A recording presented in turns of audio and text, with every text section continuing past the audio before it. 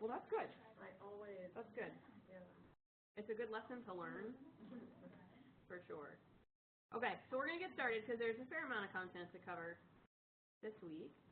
And we are going to finally finish up on, this will let me go, there we go, talking about the hospitalized child and how their needs are different than adults and nursing interventions that we can provide to make sure we're doing family-centered care.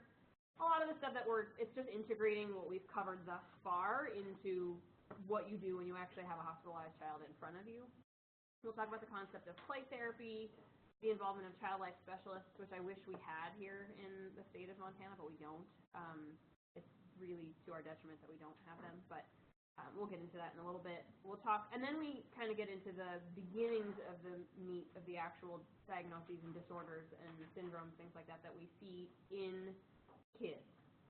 These are going to be completely different than anything that you've encountered in the adult world, so again, it's going to be tough to kind of separate out what you've seen before, but I'm hoping that the patho, at least underlying some of this stuff, will be there for you guys so that it makes sense. We'll talk about child abuse, our role in that, what normal development of the central nervous system looks like, and that way, more of just a review, because again, we should have covered that when we did the maternal section, when we were looking at development. But that will help us to be able to gauge how we know when things are going awry. And then we'll look at things like signs and symptoms and how we manage disorders that are characterized by elevations in intracranial pressure, namely things like hydrocephalus, spina bifida, meningitis, and seizures. Those are kind of the big ones. You will notice when you go through and read your textbook, there is a ton of material in all of these upcoming chapters that we don't even touch upon. You're not responsible for that material on the exams. What you're responsible for are the subjects that we are covering in the PowerPoint. So spina bifida, whatever your text has regarding that is going to be something that you're held accountable for. It talks about childhood headaches. We don't talk about that here. It's not something that is worth spending what limited class time we have on, because it's not something that really is going to be emphasized when your boards come around. So I tried to pick and choose the material that will best suit you for the boards.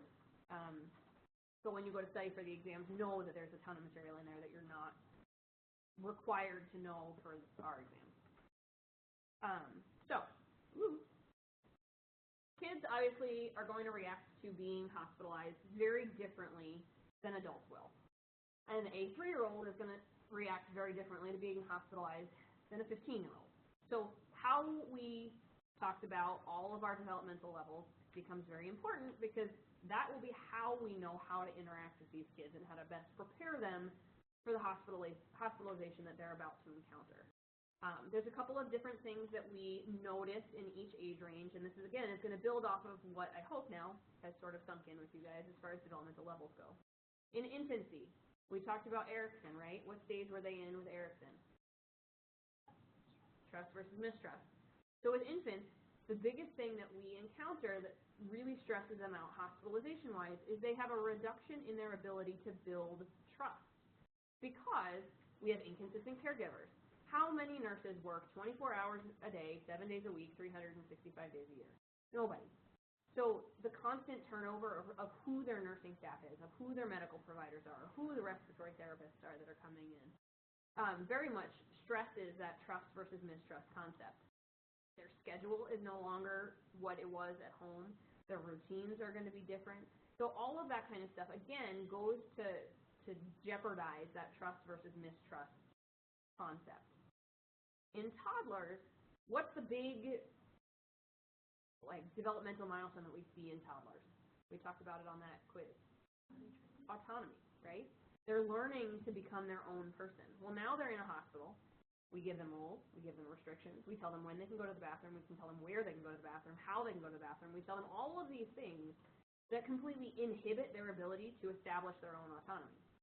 So we have to find ways to mitigate that by offering options, giving them the blue or the red towel, the blue or the red cup, whatever it may be, in order to help establish that autonomy, help encourage that autonomy for them. In preschoolers, now we have more of the issue where they have this concept of magical thinking, right? They start to build this kind of fantasy world to help them cope with reality. Well, now we put them in the hospital. And that magical thinking really screws them up. Because what it does is it builds on this concept that they create within themselves, that they start to assume that the separation from their family, the separation from their home, and this hospitalization are completely due to behaviors or actions on their part. They did something bad, and now they're being punished because now they're sick because they were mean to Joey on the playground, or they didn't eat their vegetables, and now they have to have an IV. You know, their magical thinking brain has found a way to explain this hospitalization that terrifies them. And so it really behooves us to find ways to kind of combat that by explaining things in a developmentally appropriate way that they understand. With school-age kids, what we're really encountering now is more of a loss of power. It's no longer an autonomy thing. It's a power struggle. Because at home, they are autonomous. And now they're at the point where they're starting to do the industry versus inferiority, right? They're taking initiative. They're doing things on their own. And now, again, we've put them into this very restricted environment where they can't be productive. They can't be independent. And so they get very frustrated. These are the kind of kids that if you can get them involved in activities around the unit, that's your best bet. You know, they're the kids that you give a whole bunch of empty charts to and ask them to put them together. Because it gives them a task. It gives them something to feel important. It gives them some independence. And it makes them feel productive. They're helping. So, again, it kind of requires us to get creative, because especially now with computerized charting, that ability is going away. But that doesn't mean that they can't help you restock the linen room, or they can't help you, tidy up or organize or alphabetize the videos or DVDs that, the pediatric unit has here. There are things that we can get them involved in. We just have to make sure we take the initiative to do that, because I can tell you it's not going to be a medical order. It's upon us as nurses to be able to figure this out. And for those of you that work out in a region where there isn't a designated pediatric unit, you have to get that much more creative, because now you've got pediatric kids that are getting admitted into basically an adult room with different ratios, but that happens all the time, so we need to be able to find ways to make sure that we're still treating them like kids. One of the other things that we can do is making sure that we're emphasizing family-centered care, and we've talked at length, I think, about this, making sure that getting the family there and involved and helping to maintain routines and regulations really does help decrease that negativity surrounding the hospitalization, because it gives the kids something familiar. It helps us to provide guidelines that for the nursing care itself that helps to promote consistency, collaboration, empowerment. I mean, the parents are going to be your best asset. They're the ones that are going to tell you what does or doesn't work for their child. At 14 months old, timeouts worked great for my kids. Most 14-month-olds don't have a concept or a clue or could care less about timeouts, but it worked well for us. So that would be something to advise the nursing staff of. But most parents aren't going to volunteer that information without you guys taking the initiative to ask. And then this is something your book really emphasizes, this concept of the Bill of Rights for the hospitalized child. Most places are starting to do this now, in the adult world also, but it just goes through kind of the rights of the parent and the rights of the family, and that they're allowed to be there, and we encourage them and that sort of stuff to kind of get them to be involved and feel like they're part of the process. Obviously, the hospital setting for kids is going to be different than that for adults. Sometimes it's a hospital, sometimes it's an outpatient clinic, sometimes it's a rural center, sometimes it's an ICU, sometimes it's a surgical center. It just sort of depends on where you end up working. But regardless of where you work, it requires a very child-friendly and child-focused approach, because ultimately that's how we give them the best clinical outcomes that we can. You talk about turning your adult patients to 2 hours, right? This is our version of that. We get them up, we get them mobilized, we get them home faster if we make sure that we're doing it in a child-friendly way.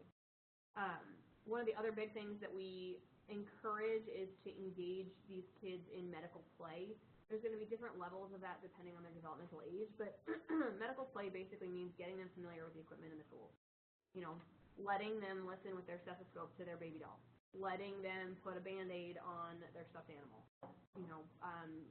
For kids that are learning how to manage an insulin pump, giving them a practice version of it to utilize before they go home. Getting them used to the materials. A lot of places have what's called a playroom nowadays that are really designed for kids. Big centers a lot of times will have this. And the playroom is off limits for anything medical. There's no physical exams, medication administration. There's no discussions. There's no talk of anything medical because for them it's a free zone. It's their escape and it's their safe place. They know that if they're playing and they're in that activity area, then nothing bad can happen to them because that's their safe zone. And it's one of the ways that it helps them to cope with the hospitalization because they know that they can get away. One of the other things that you'll see instituted, and it's what we see more often in like smaller areas like Montana, where you've got more local communities, is they'll put, instead of having a playroom, they'll have the hospital room is actually off limits. So any kind of medical discussions, any kind of interventions that have to get taken place, they get taken to a separate room to do those interventions, to get the IV placed, to give their medications, whatever it may be, and then they go back to their room. So the room becomes the safe place. That gets to be a little bit harder because obviously you can't disconnect IV poles. If an IV goes bad in the middle of the night and you've got some other kid that's getting an IV placed in that intervention room, it makes it a lot harder because there's only one place to do it. But we try. It's kind of our best means of creating that safe zone. And then when we go to do an admission on a pediatric patient, it's going to be similar to that of an adult, but different. Obviously, we're still going to go through things like demographics, their chief complaint, any associated symptoms they might have, their past medical history. Because all of that is going to help you identify what's going on with them right now. Do they have any allergies? The medication reconciliation, same kind of deal that you do in the adult world. Developmental milestones, again, asking the parents, because that's going to be how you know. Do you have a kid that's developmentally delayed? Do you have a kid that's at an appropriate developmental level but might be behind a little bit here or might be ahead in some other area? Toilet training and patterns. Are they toilet trained? Just because you have a 3-year-old does not mean you can assume that they're potty trained. So when you're doing this assessment and you have parents, like I had to take my kids to the area, and when I did, he put the close-up sticker on my son, and then he didn't say in the date, and so of course he was doing this, so when I saw his pulse go to 137 and he started going up, and then she still didn't say nothing to him, and I was, what's happening, like what's going on with him, and then she asked him, do you have any pain, and then he's looking at her, and I go, oh, he doesn't talk to her, she was autism, and she just goes, and continues, and I was like, do you not want to ask me? Do you want me to ask him in the way that I say? Because I said you have an owie. So I was like, none of that was incorporated, and my poor son not knowing what's going on. Right. So you're seeing exactly what not to do. Okay. Because when it comes to a pediatric patient, that's exactly what she should have done. She should have asked him. If he doesn't respond, look to you and say, what words do you use to ask him about pain? Or, if he doesn't speak, how does he tell you that he's in pain? Things like that. I mean, what you saw is exactly what you shouldn't be doing. Especially if a parent is telling you that their kid's got autism, because that comes with a whole host of other things that require us to modify our care. So yeah, I mean, that's a great example of, unfortunately, what we're trying to teach out of you guys. Immunization history is going to be really important, especially as we start talking about a lot of these pathologies, because a lot of them are vaccine preventable. So if we assume that they've had their vaccines and it gets marked off of our radar, it's something that we need to be aware of. Whether or not they're current, their typical pain response, any previous pain experiences they've had. Kids that are born with sickle cell, the sickle cell anemia disorder, those kids, their pain threshold is astronomically high. I mean, they'll be sitting there playing, enjoying themselves, and they'll tell you that their pain's a 9. Because their coping mechanisms and their way of dealing and their pain response is so much different because they've been exposed to it for so long. I can guarantee you most of you guys, if you walk into a patient's room and they're playing video games and they're happy and they're laughing and they tell you that their pain is a 9, what's going to be your initial reaction? Right, you're going to shake your head. Well, they're drug seeking. Well, they can't possibly be a 9. Like, nobody would sit there as a 9. But in kids, they very well may be, depending on their previous pain experiences. How the child expresses pain. So exactly like what we just talked about. How does your child tell you that he's in pain? And then what soothes him? What works? some kids, you kiss it and make it all better, and they're fine. And other kids, they have to have a Band-Aid. Or other kids, it's got to be this big production. I mean, it just sort of depends on each child. But there's no way for us to know every single one of those reactions without asking the family. So ideally, you want to have them there. So then on that third question, when it's asking about being able to determine the pain level, it had both. It had the developmental stage as an option, and then it had that threshold is different. So what would be the correct? I have to look at the exact question, because a lot of it probably has to do with the wording. Kind of like the autonomy versus negativism. It may come down to a word in the question. I'd have to look back. I can't honestly give you the answer right now. Eating patterns and typical diets, because again, kids are going to be picky at what age? What developmental age tells you that kids are super picky? It's usually around that toddler stage, right around 3 years old. They've started to kind of figure out that autonomy a little bit. They're getting a little bit more picky. They know that they have options. If you've got somebody that's super picky at 10, odds are you can rationalize it. This is the only option you have. You're either going to eat this or we have no food. You tell that to a 3-year-old, and what's going to happen? They're just going to pitch a fit because there is no alternative because they are egocentric. There is no nothing. There is no other. They don't relate to anybody else. But with a 10-year-old, you might be able to justify it. So understanding what their eating habits are. If you've got kids that have certain metabolic disorders, they're going to have diet restrictions that other kids might not have. And so we need to make sure that we make accommodations accordingly. Spiritual needs, religious practices, any cultural influences to the child's care, that's going to be a huge one when we start looking at child abuse. Because there's a lot of different practices that look like child abuse that aren't, that actually are cultural practices, and so we need to make sure that we're asking those kind of questions before we're doing the assessment. Do you have examples of that might be? So we don't see a ton of it here, but occasionally it comes up where you'll have a kid that's from an Asian background, and they practice cupping as a healing mechanism, and so the kids end up with what look like welts all over their chest or all over their back, and they're in these perfect circles. So it looks like they've been hit with something that's round. It oftentimes gets mistaken for abuse, and when you start to look into it more, it turns out it's a cultural practice. So if we can ask those kind of questions beforehand, it kind of mitigates that uncomfortable situation. There's also ones where, with certain acupuncture, they heat the skin also, and so it looks like a very slight burn. But it's temporary. I mean, it goes away. It doesn't leave a scar or anything like that. But again, it's part of a cultural practice. And as long as it's not compromising the health and welfare of the child or creating excessive amounts of pain, it's not something that we deem as abuse. When we start looking at things like genital mutilation, however, that kind of walks a fine line. So just to keep it on your radar. And then if there's a special comfort item, such as a blanket or a stuffed animal, I will tell you, if you were to try to put my 2-year-old down without her extremely disgusting, dirty, white stuffed animal lamb, it would be the end of days, and it just wouldn't happen.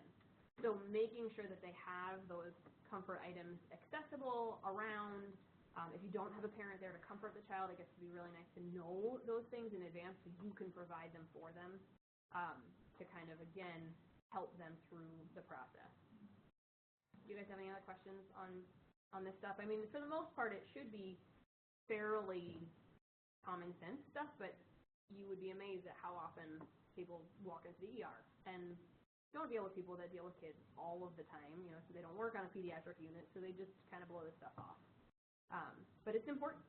It's very important because a lot of it's going to alter how you are able to assess what situation you're actually dealing with when it comes to a diagnosis.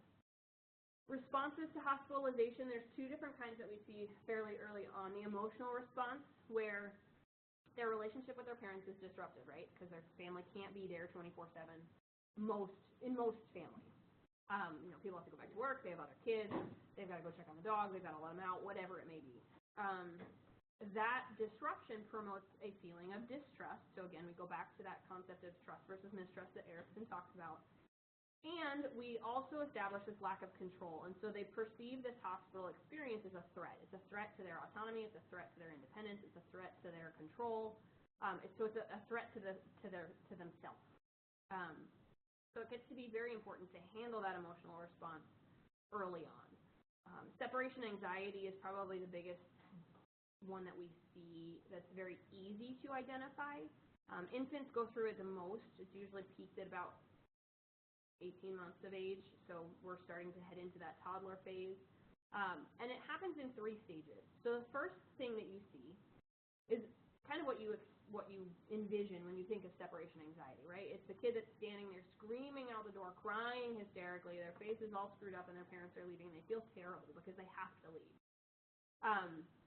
It usually lasts an hour to 2 hours with really pretty minimal response to attempts to soothe them, to console them at all. It doesn't matter who picks them up, it doesn't matter what toys they try to find to distract them.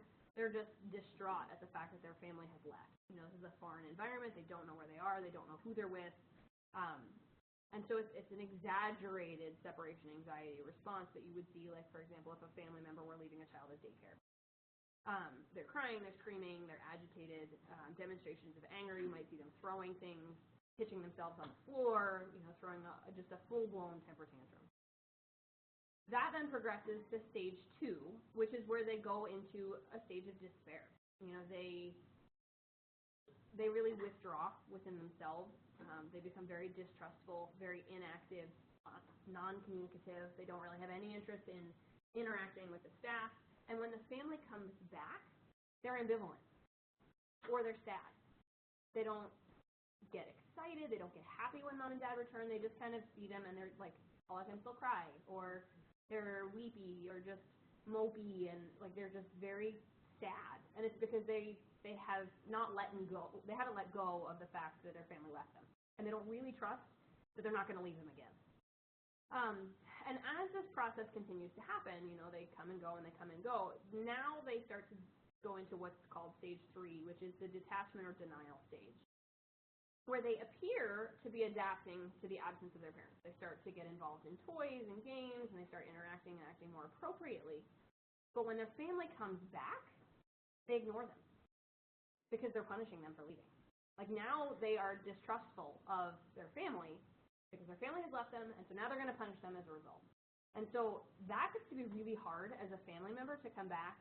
They feel really guilty already for leaving because their kid is screaming and yelling, and now when they come back, their kid doesn't even want to see them, and they completely ignore that they're there. This process gets to be really, really, really hard for families, and so we try to prevent it as much as we can, but unfortunately, this isn't necessarily something that you can prevent. And kids that have significantly chronic illnesses where families have to go back to work, bills have to be paid, they've got other kids that have to go to school, whatever it may be, or you have a kid that's out in Seattle and their family's here. It happens. And so we try to do things like encouraging the family to Skype or to call fairly frequently or to leave important objects with the child, because to them that means that they have to come back, because the watch that they always wear is here, so they have to come back because they have to have their watch. It doesn't occur to them that they have to come back because their kid is here, because at that point they're no longer thinking of themselves as the most important. It's pretty sad when you see kids get to this point because it's kind of heartbreaking. So our role, obviously building trust is going to be a big one.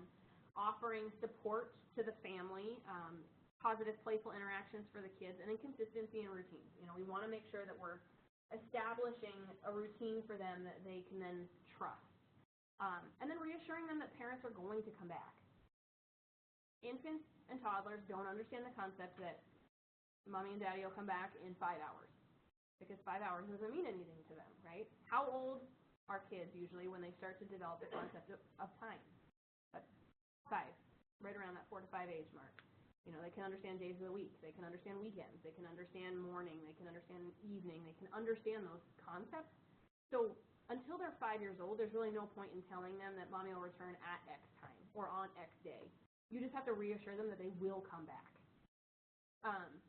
And then the reactions that we expect to see and the things that we kind of can do to help mitigate those situations. Stranger anxiety, we should start seeing in kids around 8 months of age, 10 months of age. It usually lasts through late toddlerhood, early preschool, so about that 5 to 6 year age range, right? 4 to 5 year age range. With stranger anxiety, what happens is the stranger comes close to them and they get anxious. That's normal. We expect to see that. Ways that we can start to mitigate that and help relieve that stranger anxiety is making people not strangers if you have consistency in caregivers. Kids really appreciate, especially at this age, that you establish a rapport with the parents first and then approach the kid. So it's important that you're still talking to the child because they're ultimately your patient, but to talk to the parents first. Make the parents comfortable. If they see that the parents are comfortable with you and they might be sitting on the couch with you or whatever it may be, well, now it must be a safe zone because mommy and daddy are okay with this person. So establishing that rapport first. And then, if you can, performing as much of your assessment while that infant is in the comfort and security of mom or dad's arms or on their lap or in their presence will also help. You'll get a much more effective assessment done, even if it's not the most convenient for you. You know, trying to listen to a kid's heart and lung sounds as you're sticking your hand in dad's crotch is probably not the most convenient or comfortable situation for you to be in, but as long as you kind of warn him what you're doing and tell him your kid's happy and isn't screaming, I'm just going to kind of try and listen around here, and most parents are fine with it. But again, not the most convenient or comfortable for you, right? Not really what you would be thinking of doing, or you've got a baby that's breastfeeding and the baby's not screaming.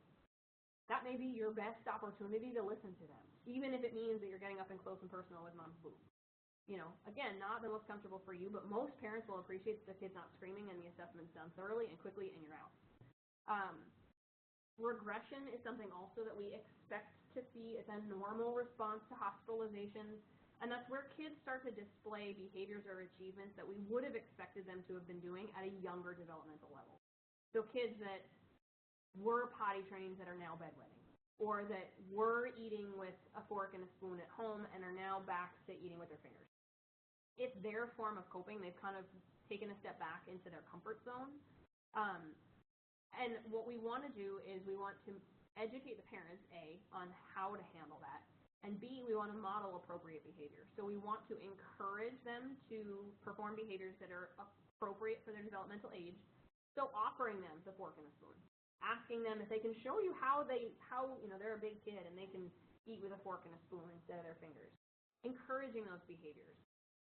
And we want to make sure that while we're doing that, we're not punishing them for regressive behaviors, because it is a normal response to stress. So we shouldn't be yelling at the child that wet the bed in the middle of the night.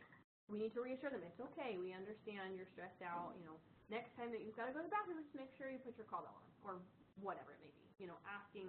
Asking them, encouraging them to meet those milestones, but not making them feel bad if they're not. And then sleep deprivation. I don't know about you guys, but I'm not the most pleasant person when I've been sleep deprived. If any of you have ever been hospitalized, you can probably understand that you don't get a lot of really good sound sleep when you're in the hospital, and kids are no different. So they become evil monsters when they are sleep deprived. They're in a strange environment, so they're not going to sleep well. There's lots of noises that can wake them up spontaneously in the middle of the night if they're attached to a monitor, if there are other alarms going off, if they've got security alarms going. I mean, there's just a lot of noises. Equipment makes noises. How many of you have ever sat close to those IV pumps? Are they silent? No. So even if it's not an alarm, the equipment makes noises. The beds hum. The oxygen equipment makes a hissing sound. The suction equipment, when you haven't turned it off, has a really high-pitched squeal that you don't hear at first when you walk in the room, but after an hour being in there, you're like, oh my God, I'm going to go crazy. These are the things that little kids don't know to ask about. Procedures at nighttime. If they're used to taking a bath in the morning and you're trying to bathe them at night, it's going to be stressful for them. If they're used to being bathed at night and you're trying to bathe them in the middle of the morning, it's going to be stressful for them. So making sure that we're adhering to their procedures, that as best we can anyway, for what they would be doing at home. And then the absence of their parents. A lot of kids go to sleep with their parents still in the room. Well, if their parent's not there because they're putting their other kids to sleep, or they're grabbing dinner for 5 minutes, or whatever it may be, that absence oftentimes will cause them to not go to sleep well, or to wake up in the middle of the night wondering where they are. Some parents will stay through the point where their child falls asleep, figuring that that's now a safe time to leave because they won't know that they're gone. But kids don't just sleep in the exact same position and not move all night long. They roll over, they open their eyes, they freak out because they're not at home, and whatever it may be. So having a family member or an aunt or an uncle or a cousin or a grandparent stay the night a lot of times is something to suggest to family members as like a relief measure Because most people can't sit in a hospital room for 24 hours a day, 7 days a week. Childhood considerations, bed selection, are they a child that needs to be in a crib? Do they need to be in a crib with really high sidewalls? Do they need to be in a bed on their own? A 3-year-old, even if they're in a bed at home on their own, odds are we're not going to put them in a regular bed in the hospital setting unless the parent is going to be in a bed side by side with them, if we can avoid it. Typically, they end up in one of those really, really big cribs that looks like a bed that has the side rails that come all the way up, so when the child stands up, they can't get out. Because, again, if you think about what those hospital rooms are like, are they baby-proof? Are they child-proof? What are the odds that there is an oxygen cap or a suction tubing or something that they can wrap themselves in, or they can inhale and aspirate, or they can get into the bathroom and find themselves locked in there? I mean, kids, we'd rather not have a kid get out of bed if we can avoid it until they're old enough to know where they are. Visiting hours, typically they don't exist for parents, but for friends and family they do. Having parents at the bedside, cultural and family responses, again, that's going to be a big one because not everybody is as open culturally as others. Their age, and that really speaks to their developmental level more than anything. The nature of their health problem, we tend to cohort kids together. So if we've got a whole bunch of kids that have bronchiolitis, we try to get them all together so that you're not spreading it through the whole unit. It would be a nice concept for them to apply to the adult world, but it would require us moving people around a lot because they don't tend to stay for very long. Whether or not the parents are employed, any kind of extended family member support that they might have, the safety of the hospital environment like we talked about, whether or not they have a child life specialist. If they do, it makes our life a lot easier. You could put a 3-year-old down at the end of the hallway because you've got somebody that's going to be with them most of the day. If you're on a pediatric unit like the one we have here, they really do try to prioritize putting the younger kids right by the front desk so that if they're doing things they're not supposed to, you can see them. Siblings' reactions to the hospitalization, oftentimes that gets to be really hard for families because kids at home will regress. They'll act out, they'll misbehave because they feel like all of the attention is being given to the sick child.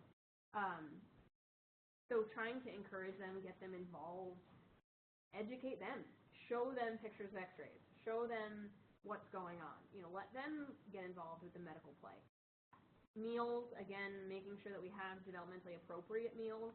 You're not going to want to leave a 2-year-old alone with full grapes on their tray, right? Grapes are a choking hazard, a huge choking hazard. Even if they're cut in half, they're still a choking hazard. Same kind of deal with hot dogs. You shouldn't have a 3-year-old eating hot dogs alone in one of those patient rooms. And then whether or not they have any kind of a sensory impairment is also going to be a challenge on where you put them in the room and what kind of safety measures you institute in order to make sure that they're safe. Play therapy and child life specialists, they basically do play therapy with kids. Functions of play in a healthy child are going to be things like creativity. It helps them develop their imagination, their interest levels. With sensory motor development, it helps with those fine and gross motor dexterity skills by exploring their environment. It helps with intellectual development if you think about books or the toys that, they push a button, it creates a response. It teaches them that causality. Socialization and moral development as they get further into rules and regulations that come along with games, like cooperative games. It teaches them things like sharing and relating with others, as well as moral standards. It's not nice to hit other kids, things like that. Self-awareness, it helps them explore their own self-identity and abilities. It's why a lot of kids carry around baby dolls, whether they're boys or girls, it doesn't seem to matter. They all love to feed their baby doll and to tuck their baby doll in at night, and so we encourage that kind of stuff because it helps them explore their own bodies through something else. And then it's a good distraction, just like it is for you and I. If you get sucked into a really good TV show, you kind of forget the fact that you're hungry for 20 minutes. It's a good distraction from stress, anxiety, tension, any of that kind of stuff. There's a couple of different types of play. We've talked about these. These should be a refresher from what we talked about the last 2 weeks. Infants, obviously, are going to be in the solitary play. They don't play with others. They don't interact with others. They might smile or coo, but you surround them by a bunch of toys, and they sit there and they play by themselves.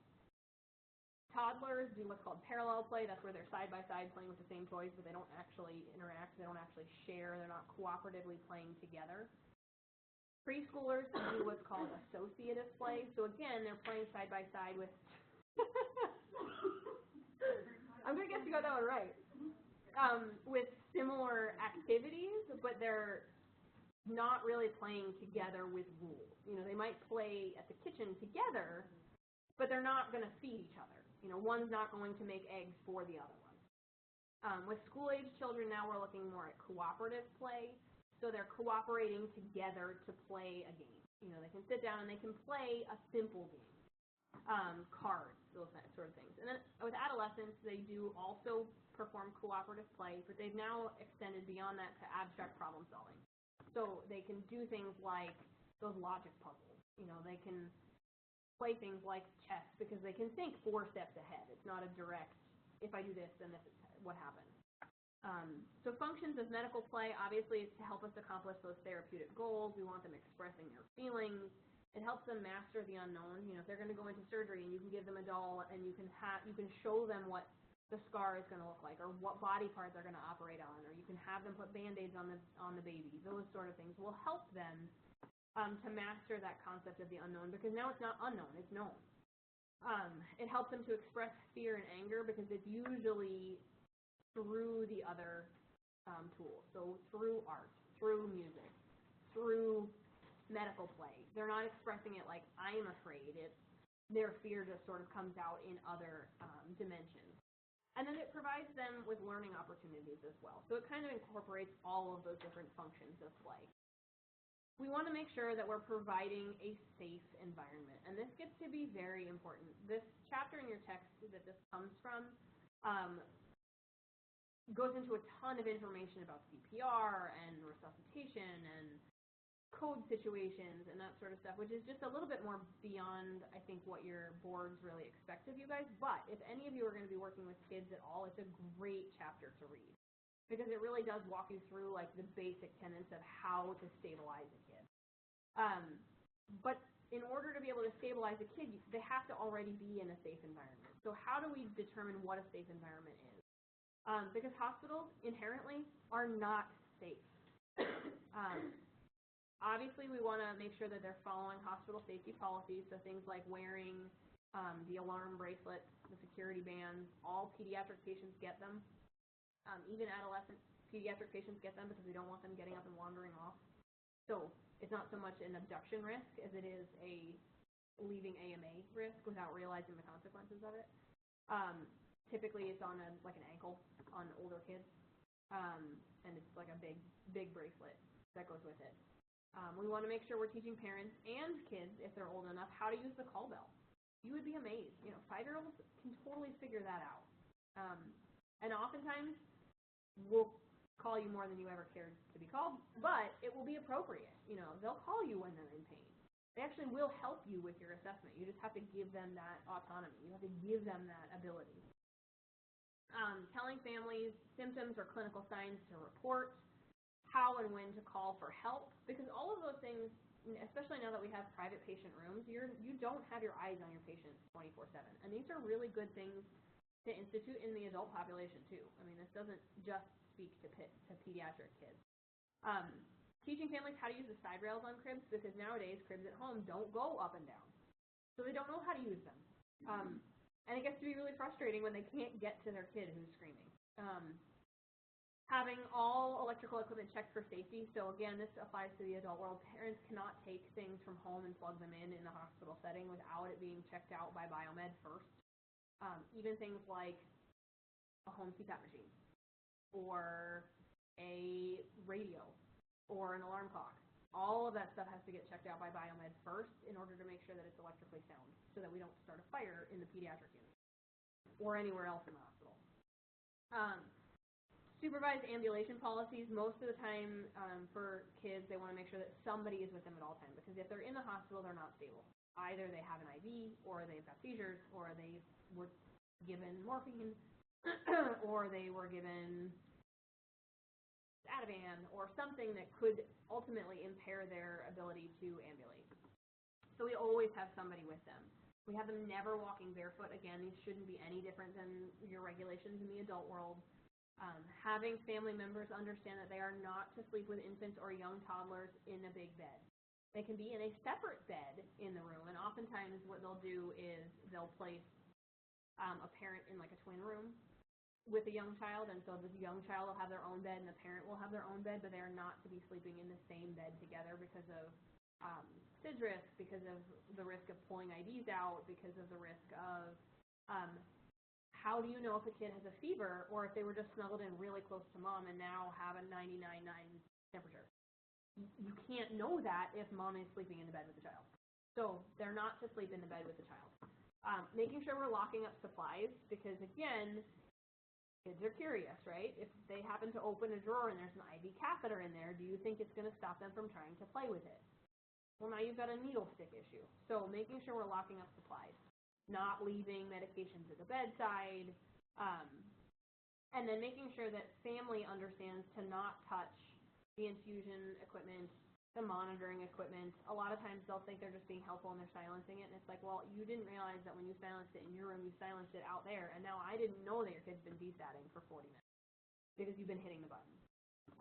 And sometimes it just boils down to education. You know, the parents are trying to be helpful and not realizing how the system works. Or they have tried to save you the trip because they've seen you reprogram that pump 4 times and they just tried to help. And now they programmed it wrong and bolused that kid 4 hours worth of fluid. These are things that happen. And so providing the education is really important because a lot of times what happens is nurses just come out and they're really frustrated and they make face and then they just give off a report to the next person that they're non-compliant or they're difficult parents or whatever it may be.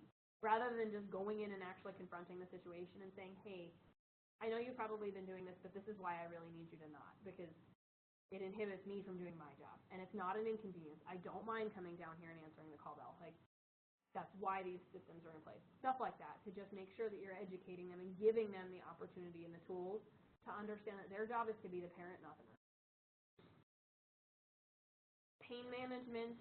Box 26.1 goes through a lot of different myths that exist about pain in kids.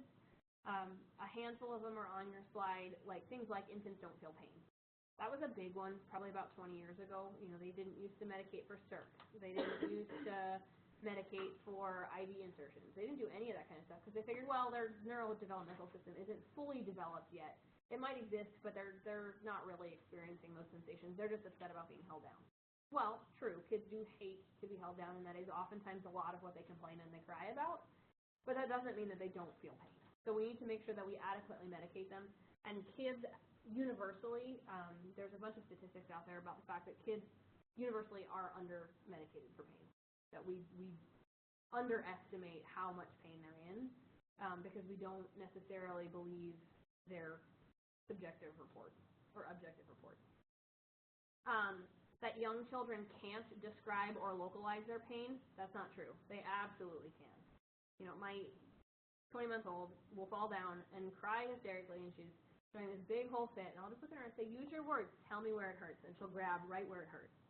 Kids can do it. You just have to find the way to developmentally appropriately encourage them to tell you. Children become easily addicted to pain medication. Kids don't become addicted to pain meds any easier than adults do. If anything, they've got more of a resistance to it because it's not a coping mechanism for them. Children always tell the truth about their pain. That's not true either. Oftentimes, and when I say that, most people's reaction is that kids are going to say that it's worse than it is. But that's the opposite effect. Kids actually will hide how much pain they're in because they're afraid of the treatment. They're afraid of the injection that they're going to have to get to make their pain go away. You know, if they got an IM injection before, they're going to be terrified to say that they're in pain because the IM injection hurt. You know, so making sure that you're, again, assessing how much pain they are actually in and educating them about how you're going to treat it. Children should never be given narcotics. That's absolutely false. Morphine is actually the drug of choice when it comes to pain management in kids when they're experiencing significant pain. Children experience more severe side effects from narcotics. Again, that's not true because narcotics are dosed by weight, just like everything else. So their side effects are just as proportional as they are in adults. So we still need to monitor them for things like respiratory depression, but their risks for those side effects aren't any higher than they are in the adult world. And then again, if children are playing, they're not in pain, which we've talked about that at length, that kids will continue to play through unbelievable amounts of pain, because play for them is a way of pain relief. It's a way of taking their mind off of it. So just because they're playing does not mean that they are not in pain. Things that we need to do when it comes to pain management, we need to report any and all changes in clinical status. So that's things like vital signs. If a patient is tachycardic, if they've got an elevated blood pressure, if they've got a drop in oxygen, all of those are potential signs of pain. Glucose metabolism, one of the other things that we will see is they will actually end up with a hyperglycemic state, because when their body is in pain, it goes into the stress response. The stress response causes glycogen to be converted to glucose in the liver. It releases all of that glucose into their circulating system. Their glucose levels will actually go up. And then trust. If all of a sudden they were doing fine and now they're not trusting people and they're hiding and they're being withdrawn, oftentimes those are short-term consequences of untreated pain. They've been in pain. Kids don't necessarily ask for pain medication. And so as a result, if their needs aren't met, because that's what adults are supposed to do, they start to distrust people. So they revert back to that infancy stage of my needs aren't being met, even though I haven't asked for them to be. So I'm going to not trust people now. Long-term consequences that we see of untreated pain, motor performance goes down, their ability to cope. Oftentimes it will cause learning disorders and cognitive delays. Their temperament can change. They start to be super irritable, again, distrustful, kind of withdrawn. So making sure we're managing their pain appropriately gets to be really, really important. Box 26.2 does go through a couple of different methods that we have for controlling pain, both pharmacologic and non-pharmacologic. But we always want to make sure that we're following the principles of pain management. If pain exists, we need to make sure that we are taking care of it appropriately. Any questions on pain? The assessments that we can do, pain assessments need to be performed frequently. Most places the standard is it's on admission and then once a shift. But that's not enough. It really should be done with every single set of vitals that you do. It is the 5th vital sign, as per your boards, per the way things are starting to change. Even if it's not a requirement on the unit, you should be documenting pain assessments with every single set of vitals that you do. Physiologic indicators of pain, again, those are going to be those vital sign changes, and then the behavioral aspects that we talked about, that withdrawal, the signs of depression, anger, that sort of stuff. Pain tools with infants, we have to be objective. There's no alternative. You can't be subjective because they can't verbalize their feelings. So it has to be objective. With everybody else, it's going to be more subjective because you're taking their opinion into account. You're taking their interpretation into account. Table 26.1 and 26.2 go through the different responses that we see to pain, and it does go through each of these pain scales. Because what scale we use and how we assess it is going to depend on developmental level. Because again, a 4-year-old is not going to be able to tell you on a scale of 1 to 10 where their pain is at. So for neonates, infants, and toddlers, and then even into some preschoolers, we can use the CRIES scale, which is very similar to the FACES scale. It goes through things that also include vital signs and their responses, their physical behavior, that sort of stuff. Whether or not they're furrowing their eyebrows, are they super tense, are they fussy, are they irritable, are they consolable, those sort of things. The FLAC scale is what we see more with toddlers and preschoolers, I would say, and that's where, again, we're starting to give them more credit for their behavior. We're still doing the majority of the assessment to be able to figure out where their pain is at. When we start looking at preschoolers, we're looking at that 3 to 5 age range. They're starting to develop more ability to identify categories. They're able to relate to the outside world a little bit more. And as a result, we're able to use the long Baker faces scale, which is what you've probably seen in a lot of the adult rooms. And it's that scale with the faces on the bottom. And they can point to what face they're feeling the most like. Because by 3 or 4 years old, most kids have the ability to express themselves to the outside world more appropriately. We really don't start using the numerical scale, and even with that, oftentimes it'll be tied to the faces scale until kids are more like school-age adolescents, 6, 7 years old, when they can understand the concept that 10 is a higher number than 1. Because a 4-year-old doesn't get that, even if they can count to 10. Pharmacologic pain management that we use, really the pharmaceutical interventions that we follow are all going to be handled underneath a certain general guideline. Obviously, with all medications, even ones that you've given thousands of times, I will tell you in the 10 years that I have done NICU nursing, I have given ampicillin and gentamicin with the exact same dosages to just about every child that we've admitted. Because if there's any risk of infection, those are the 2 antibiotics they start with. I know how to reconstitute them. I know what the dosages are off the top of my head based on gestational age because I've given them so many times.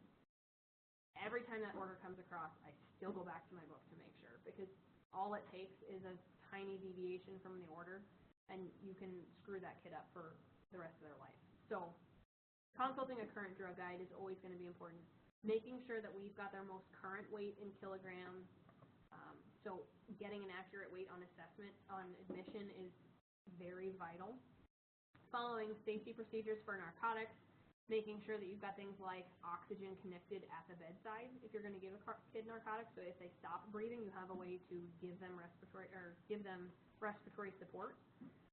Double checking infant and young children's pain medication doses with a second nurse. Really across the board, double checking medications in the pediatric population with a second nurse is a standard of practice. Involving the parents in the assessment and management of pain is big. I will tell you there are numerous times where I've shown or educated families on how to give kids medications via syringe, cross the tongue into the corner of their cheek kind of a deal, and kids will take that much more willingly from a parent than they will from a stranger. And so sometimes allowing them to be the ones to administer it is a much better plan of action. Understanding that pain is a unique experience and that expressions vary. So again, kind of going back to your ER situation, Felicia, every kid is going to be different, and we need to rely on parents to be able to provide the most appropriate care for them. And then documenting both non-pharmaceutical and pharmaceutical interventions. There's a lot that we can do before we go to the pharmaceutical route to try to help kids. Where do we draw the line between involving the parents and then, like earlier we learned, don't have the parents hold them down. Right. The parent is there to comfort versus... Right. So in those instances, usually I use it as a parental judgment. Like the times that I've done it, it's been, I'll go in and I'll say, is your child going to be more apt to take this in a syringe or in a medicine cup? Because at 5 years old, kind of a toss-up, depending on what mood they're in. If I've got a family member there who has told me, we've had a couple of nurses do this before, and he pitches a fit every single time. Would you mind if I try? Well, in that situation, it's probably okay, to walk them through it. But if that child screams bloody murder the whole time the parent does it, then the next time we would be the one to do it. It wouldn't be worth it. But yeah, it's kind of a tough, it's a fine line that you walk. And it may be that you find that having them hug their child and having you come around over mom's shoulder and giving them the med is a much better route to go. It just kind of depends on the family. We use topical anesthetics, ideally, fairly often. Emla cream works great. It's basically a topical lidocaine that you put a small volume on the skin, and then you cover it with an occlusive dressing like Tegaderm. And if you leave it somewhere between a half hour to an hour, it actually numbs down into the skin. So like IV insertions or blood draws, they can't feel at all. Like you can't even feel the needle going in. We've had patients that have used it for infertility treatments where they've got to do progesterone injections, IM, into their gluteus muscle, and they don't even feel it. And those are 1.5 inch deep needles. I mean, they're seriously large needles, 18 gauge, big bore needles, and they don't feel it. at all. So using topical EMLA cream is great. The hard part is if you're going to do it for an IV insertion, you better get it because otherwise you've got to wait again to try another site. So we use it more for things like blood draws because for the most part, the AC area or the hand, they're going to be successful. And then again, being aware of cultural considerations and making sure that we're complying with them as best we can. Pediatric hospital procedures. This is basically how we alter our care for hospital procedures. So things like surgery. We want to make sure that we're preparing the families. In order to do that, we need to assess their understanding, and the best way to assess understanding is to have them teach back to you. Tell me what you understand about this. What do you know about this so that I can best support you, so I'm not repeating myself. It's a lot of like what I do with you guys when we get to a topic that I feel like you probably have covered before. I'm like, let me know. I mean, where is your comfort zone with this? Kind of leaving it open so that it allows for them to explain things. Making sure that we have a teaching session set aside that's a very calm time, it's at an appropriate developmental level, that it's very supportive. If you're noticing it with all of this education as it's coming back, every single topic says with an appropriate developmental level, it all links back to your health promotion project. That's why it's supposed to be designed for a specific developmental level, because that's like the majority of pediatric care.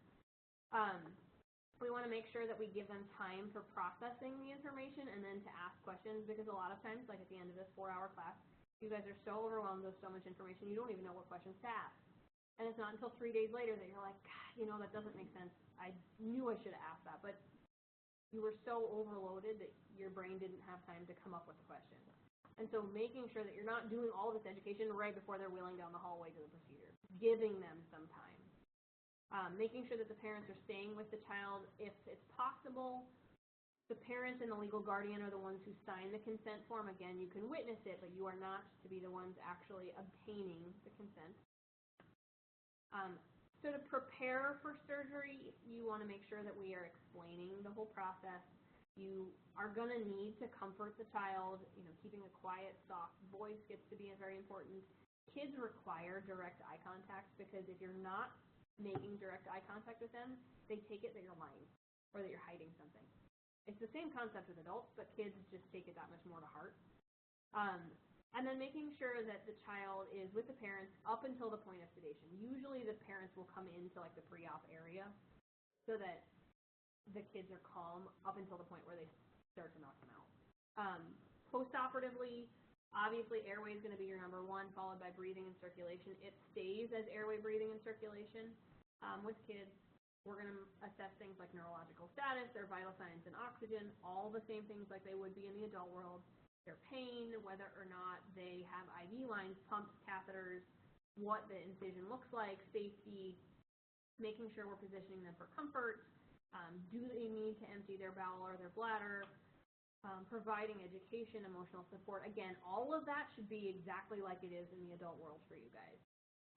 The difference really comes down to things like the recovery after the procedure. We want to get kids up and moving early.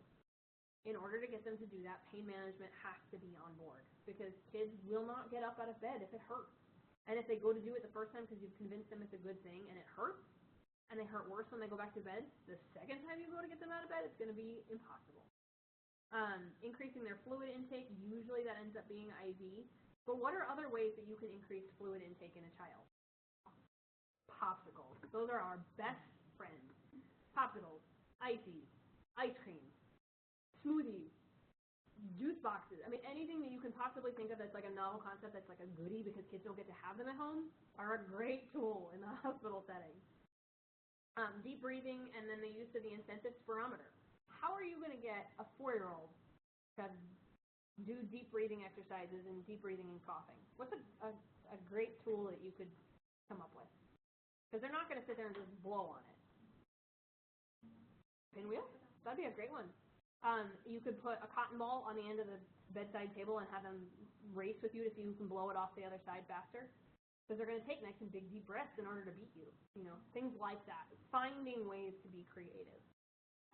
Dressing changes, again, we want to make sure we're pre-medicating them before those, because if it's painful, it's going to be the thing that they then harbor and they worry about. So we want to make sure that we're doing it pre-medicated, and we educate the family on how to do it, because they're going to be the ones that are going to be assessing that wound after they go home. They might have home health, but they might not. And then removing monitoring devices before they go home is a big one. It's kind of a pain in the butt to send kids home with leads on them that parents are afraid to get wet because they think they're going to electrocute their kids, even though they won't. So making sure you take things like leads off before they go home. Restraints, we don't use a ton in the pediatric setting. We use no-nos quite a bit, which are basically like arm boards that we put on their elbows so that they can't bend their hands to get to their face. And they're called no-nos because, no, you can't do it. So they call them no-nos. Those are really the biggest extremity restraint that we use in the pediatric population. Their purpose is going to be to prevent movement, to protect procedural sites, to keep things like NG tubes in place if we have IVs, if we have to. We really want to use the least restrictive restraint we can, because it's just going to kick them off if it's not. Again, no different than in the adult world. Following institutional policy about the use of restraints, it's a pretty universal standard that there has to be a medical order within 1 hour of institution. Some places have a standing order for things like no-nos, but most places you've got to contact a physician to at least get something in place. Therapeutic hugging instead is a much better option if you have the ability to do that, and that would be where there's a parent there who can basically like bear hug the kids so that their extremities are around mom and dad instead of pulling on everything that they're not supposed to be. Types of restraints. No-nos are kind of the big one, like I said. The mummy restraint is not something that we need an order for. It's just a technique that nurses get really good at, and it's like straight-jacketing a kid into a swaddle so tight that they can't move. NICU nurses are really good at that one. And then leg and arm restraints. They'll use them sometimes for procedures where they basically put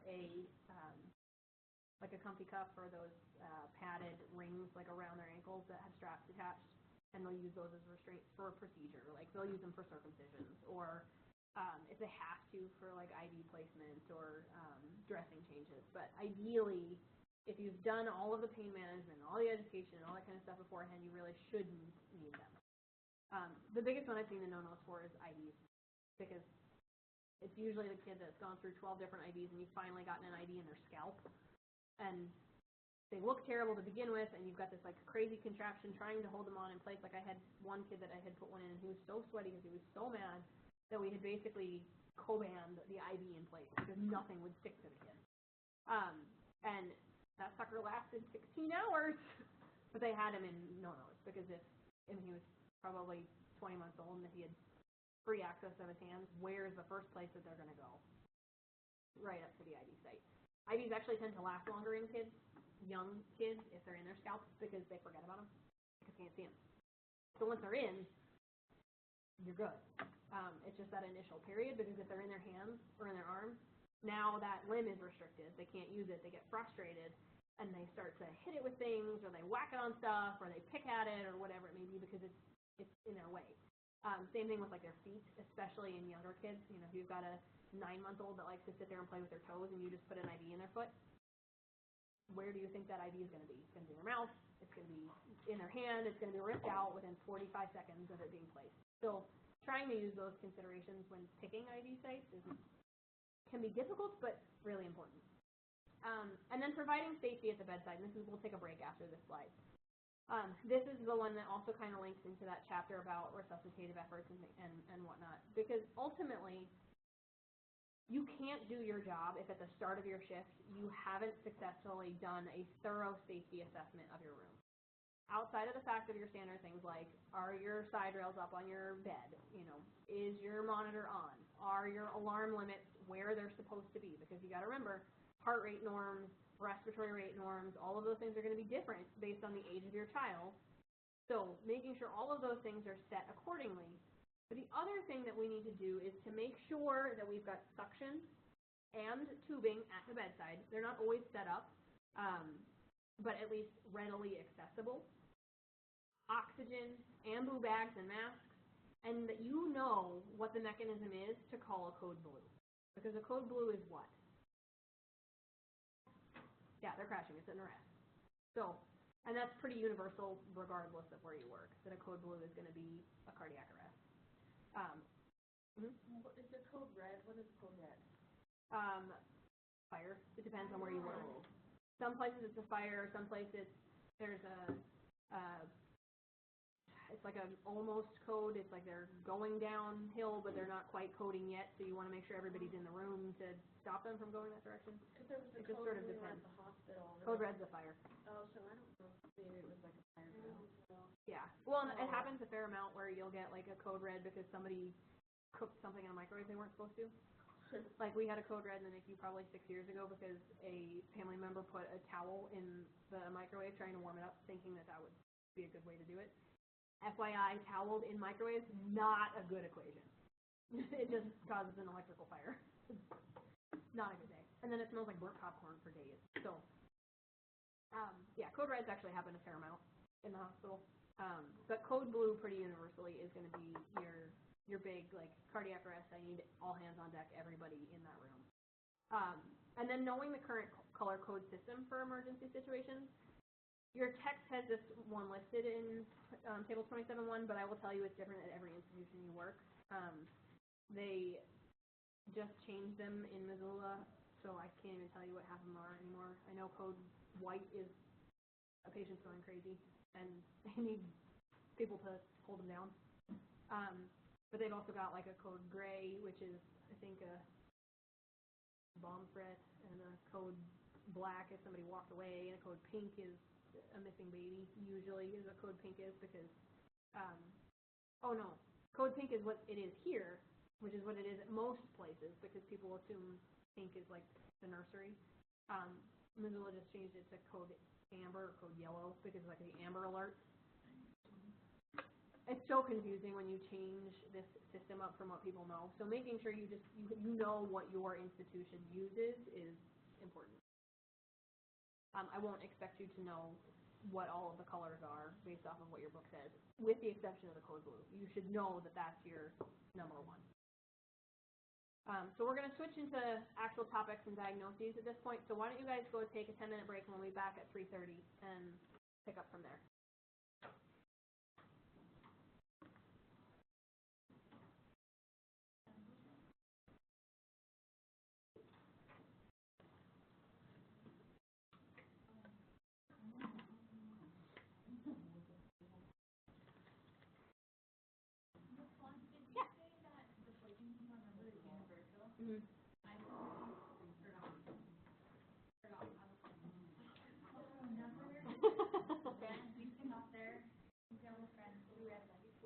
What did he take? And they both finished the whole bottle of vitamins. Oh. But luckily they were the ones that I got. I didn't get iron in them because I thought, well, I have good blood. I have really good iron. And they didn't have vitamin D either, so but they're in there, and then they had both bottle. They finished it, and then I was looking for the code number. She said the damn code was here. There was a phone number, there was a phone number, but they were like, you like to have something to leave a message. And then the doctor was like, oh, that's fine. I did that.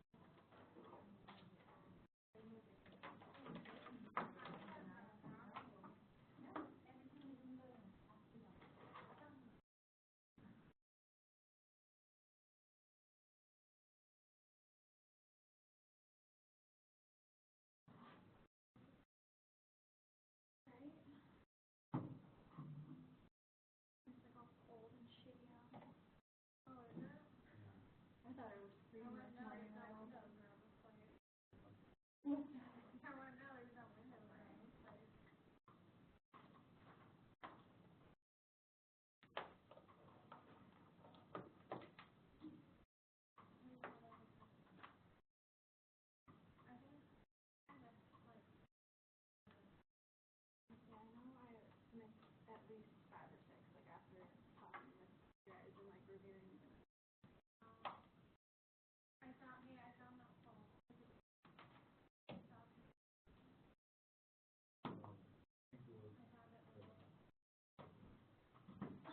phone.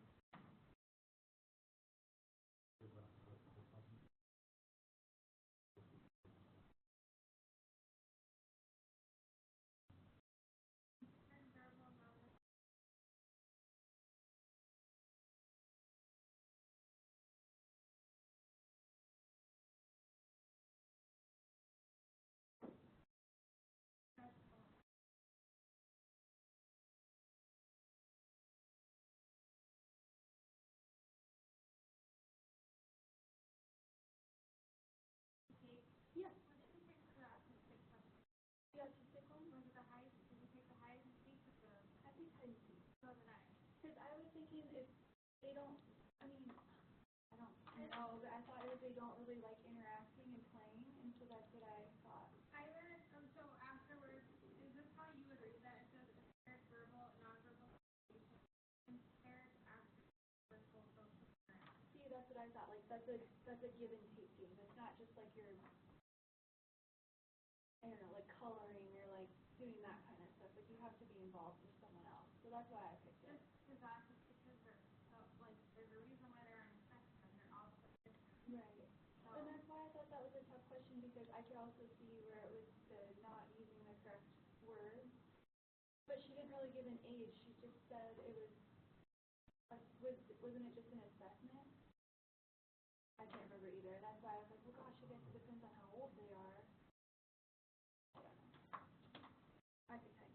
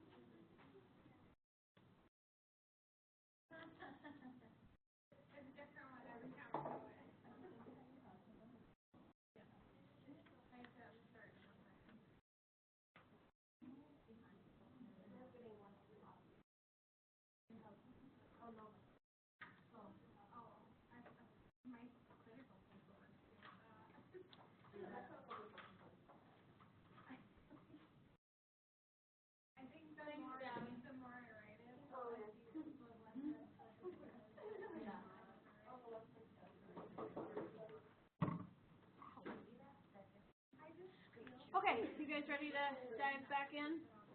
So now we're going to actually talk about patho and actual disease processes and get out of the touchy-feely how you be nice to people stuff that gets kind of boring. But all of that gets to be really important. Everything that we talked about the last 2 weeks, when it comes to the questions on your boards, when it comes to questions on your exams, some will be straightforward. You know, it'll ask you, you know, these are the symptoms, what are you seeing? Or this is what you see, what would you do? But some of it may be that it just mentions a particular diagnosis and then asks you, you know, how you would taper interventions for the 7-year-old that got diagnosed with it. So you have to be able to pull from the last 2 weeks and apply it to this material. So just kind of be aware of that when you're going to study and going to look through this stuff. So the first big thing that we're going to talk about when we look at the patho of this is child abuse. And it's a tough subject because there's a lot of emotion that goes into child abuse, and it makes it very hard for people as nurses and healthcare professionals, I think, to handle the situation with grace when it comes to dealing with the families. And for those of you that have been on peds lately, you've encountered this. Unfortunately, they've got a kid over there right now who is the victim of shaken baby, so a lot of this will become very pertinent. So I hope that what you'll do is take the information that we've gathered, kind of use that case as your ability to make it real and help it stick, but also use that as a basis on how to judge your own actions and what you've seen as far as interactions go among staff and faculty, that sort of thing. So we've got CAPTA, which is basically the Child Abuse Prevention and Treatment Act, which is a national act that defines child abuse. So there's the active commission, so people actually committing child abuse, which is an intentional harm via physical, emotional, or sexual abuse. Notice that it's intentional. It's on purpose. There's the active omission, which is more like neglect than anything else. It's inadequate nutrition, shelter, warmth, appropriate seasonal clothing, safety, and education. So in those kind of instances, it's not necessarily intentional. It may be situational. There are kids that get removed because families are homeless and can't provide these resources for the kids. There are certain shelters in Great Falls that are designed for that. There's a women's and children's shelter on 10th that's phenomenal. But you'll notice it's women's and children's. It's not couples and children. So if you have a family that's homeless, it becomes a much more difficult dynamic. I think so. Mm-hmm. But that's all in Missoula, you know. Right, I was just wondering. Yeah. Yeah, theirs is a family one. I think there's one in Helena, if I remember right. Are they building one here? They are. Yeah. They are down kind of near the like downtown-ish area, like by. Mm-hmm. I was gonna say down by the. I don't know. I know there's like a maybe because the new one that's going in, it's like right by the Greyhound station, kind of that area of downtown. Yeah. No. No, it's not deemed child abuse because it's not intentional harm. It's not intentional physical harm. It's maybe a misrepresentation of parenting tactics based off of what we're being educated as what is appropriate, but is not deemed abuse within reason. And then parental expectations sometimes can be what contributes to abuse. So holding expectations that are too high for a child. And then the parents are getting frustrated because they're expecting the child to perform at a level that they're not capable of performing. Prevalence, we really see a higher prevalence of it in situations of poverty, adolescent parents, because they don't have the developmental coping skills to be able to handle the frustrations of parenthood. Does that mean that every adolescent parent is abusing their child? Absolutely not. There are plenty of adolescent parents out there that are phenomenal parents. However, being an adolescent parent does place that entire dynamic at a higher risk for things like abuse. Being exposed to stressors, whether those are financial, whether they're social, whether they are medical. You know, you have one child that is in the hospital and one child that's not, is going to put stressors on that family dynamic. If they are coming from a previous emotional abuse situation, so people that were abused as kids, are at a higher risk of becoming abusers as they have gotten older, because it's the only example they've had. They don't have an example of proper parenting. And then substance abuse, because again, their judgment's going to be impaired if they're under the influence, or their priorities might be impaired if their focus is making sure that they are able to obtain their next high. Cultural differences, and this kind of goes into the concept of spanking, like you were asking, Isaiah. There is a difference between neglect and abuse versus acceptable cultural practices. And again, that ties into the whole cupping thing we talked about earlier. It may be that you grew up in a family that was raised with a paddle.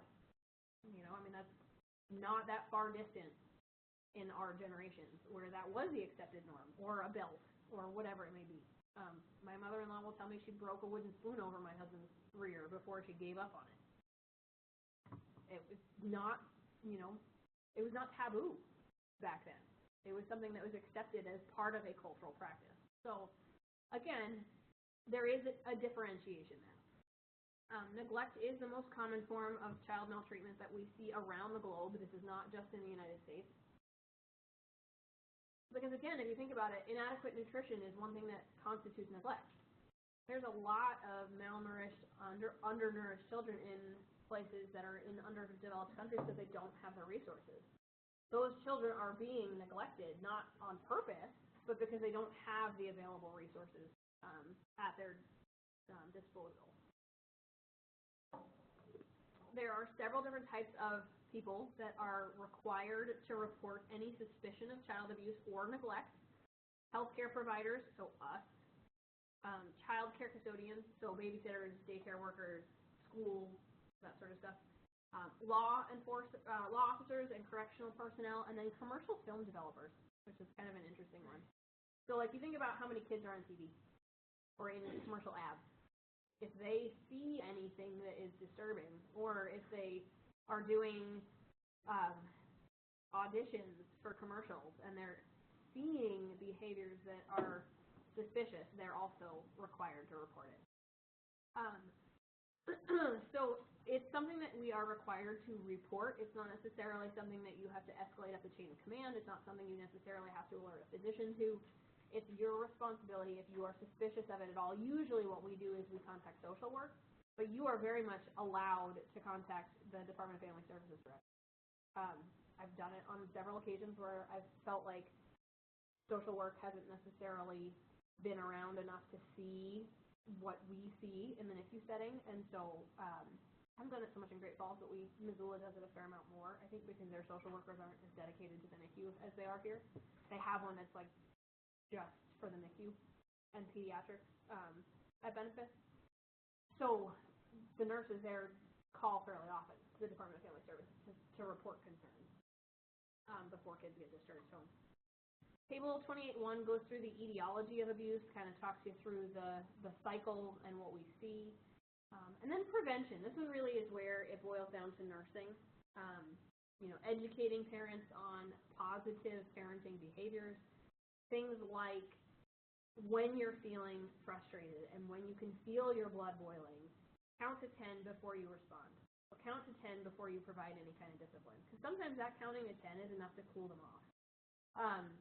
Matching their discipline tactics with the developmental stage.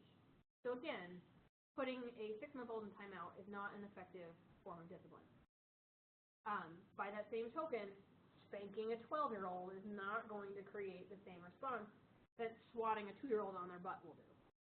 So making sure that the discipline is matching appropriately with the developmental level of the child. And then making sure that they're taking care of themselves. It's hard to be a parent in the best of situations. It's even harder to be a parent when life happens. Once people become parents, they tend to forget about themselves. They don't get their hair cut. They don't go and get their nails done. They don't go to the gym as often. They don't go out with friends. Because now their life is no longer the priority. Their children are the priority. And so they forget themselves. It's very hard to cope and to discipline children appropriately and to not get frustrated and to not lose their ability to be a effective parent when they've lost themselves, when they don't have that to fall back on. So encouraging families that it's okay. I understand. If you need to go out and take a smoke break, go. I will be here. I won't leave your child alone. We'll play video games, whatever it may be. If you guys need to go out to dinner, why don't you and Dad go out to dinner and just be the two of you for 2 hours. It's amazing how much of a reboot people will get from just that tiny bit of a break, but they don't ask for it. So encouraging them to make sure that they are taking care of themselves. It might be something as simple as go home and take a shower. The hospital usually has showers on the pediatric units, but there's something to be said about taking a shower in your own shower. Getting out of the hospital, getting away from the stress, walking away from it, and just being themselves for 3 minutes, where they don't have to be a parent, or they don't have to be a caregiver, or they don't have to be responsible for an entire household, where all they have to be responsible for is themselves. So that's a huge way to help them prevent child abuse from happening, and then making sure that we're reporting early any suspicions that we might have, because it might be that you guys are picking up on the signs and symptoms of abuse before it's actually happening. You're seeing the signs of stress. You're seeing the signs of frustration. You're seeing the inability to cope, the financial difficulties, whatever it may be. You may be seeing all of those things, and so you might not know whether or not there's abuse going on, but you're suspecting there might be. Report it. Because all that does is it gets somebody into that house. It gets somebody into that home to provide those prevention techniques.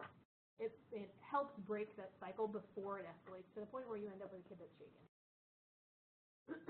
So does that all kind of make sense?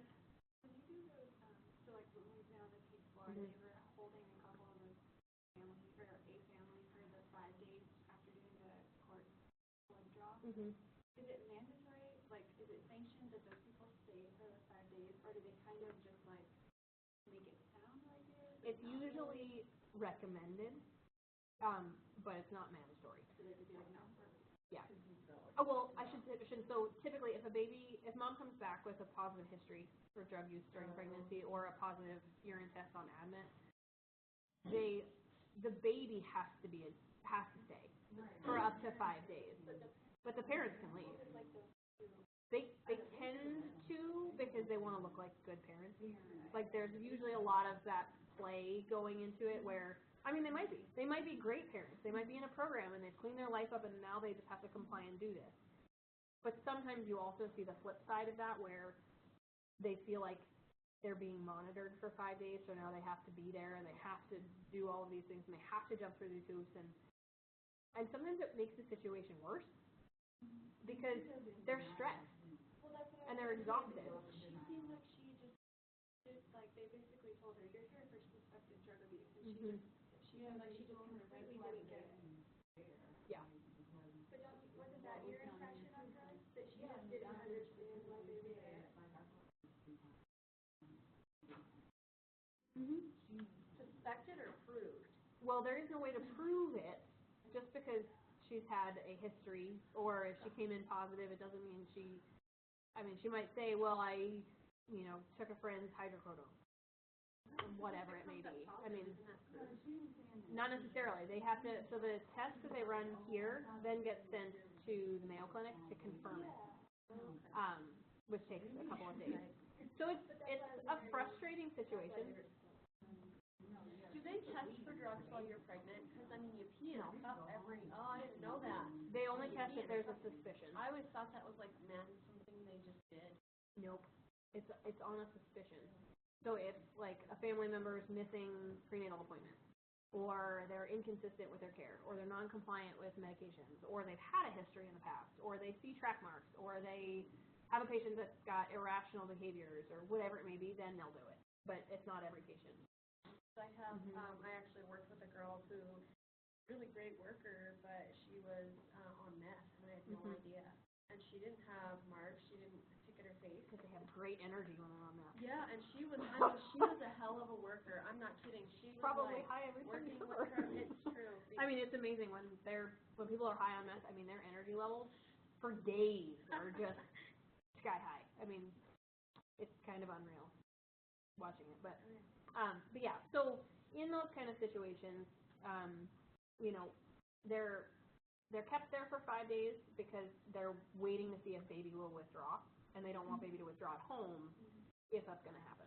So there's nothing that says that the family has to stay. It looks better as far as the Department of Family Services goes if the family does, because now they're showing a vested interest in the child.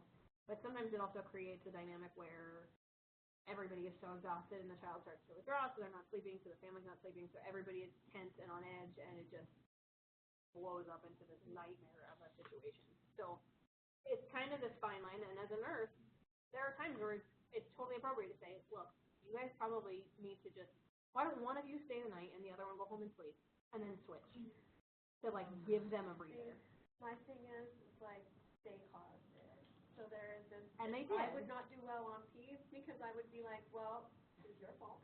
So you're going to stay here and you're going to The problem deal with it. The problem with that is it's not therapeutic, and ultimately they're going to be the ones taking that kid home. They need to learn coping skills and to not shake that child. And because you can't fix the system to get that child taken away every single time, you need to provide them with the best education and the best resources that you possibly can, so when that child goes home with them, because inevitably they will, at some point in the system, so they have the tools available to them so that that kid doesn't come back in a month later shaken and neurologically devastated. Because I've seen that. I've seen both sides of it, and it's hard. I'm not going to lie. I've done this long enough where it is sickening, and I go home at night just completely distraught about the kids that I've sent home to those kind of families, but ultimately the only piece that I can make with it within myself is to know that I set them up to provide that child with the best outcome that they can have, because I have seen the other side of it, where kids come back in completely devastated. So if baby withdraws on day 5, do you keep baby? Mm-hmm. Yeah, because then they have to start treating him. Yep. So types of abuse. Obviously there's going to be a wide variety, and the clinical manifestations that we're going to see depend very greatly on what type of abuse it is. If it's drug abuse, if it's neglect, if it's physical abuse, if it's sexual abuse, that sort of thing. With physical abuse, these are deemed acts of true commission. They're done intentionally. It is a true commitment of the act. That person is the one who physically harmed that child. Typically, it's caused by a parent or caregiver, but not always. I've seen a fair amount of them where it's the boyfriend who isn't the dad of the child that's done it. They do result in actual physical harm or the potential to cause physical harm. So it could be that they were in a situation where they got lucky. You know, that kid got shaken and had a skull fracture, but didn't end up with neurologic symptoms. You know, so it is physical harm, but it's not necessarily long-standing damage. With emotional abuse, it's where the parent or caregiver is failing to provide a supportive environment. These ones are harder to pick up on because what you see ultimately is going to be a delay or a detriment to their emotional health and development as the child grows. With physical neglect, those ones are usually easier to identify because the kids are malnourished, they're failure to thrive, they're dirty, they don't have clean clothes, that sort of stuff. And then sexual abuse. And these ones, this is hard because it can be pretty much anybody. You know, sometimes it's a parent or caregiver, it could be a stranger, it could be a family friend, it could be a relative, a neighbor. These are the ones that it tends less often to be immediate family, and it tends more to be people in the environment of the family. And they're using that child directly for sexual gratification. Kids in those situations typically come in, and it's not your standard presentation. You know, they might have chronic UTIs or abdominal pain, any kind of genital injuries. Sometimes it's constipation because they start to withhold defecating because it's the same general region. And when you think about Freud, he talks about the anal phallic stages are all really close together, and so they kind of have difficulty either voiding or stooling because it associates it with that area. Sexually explicit behavior, so these are the kind of kids that are performing acts that are well beyond their developmental level. Increasing interest in sexuality. We had a girl probably 4 or 5 years ago now who was sitting on the peds unit waiting for a bed at Chaudière, and had been sexually molested and had a big, long-standing history, but had attempted to commit suicide. And so she was on suicide precautions, and suicide precautions in kids until they can get them to sign a safety contract warrants a one-on-one supervision. So oftentimes we would float over there and sit as her one-on-one.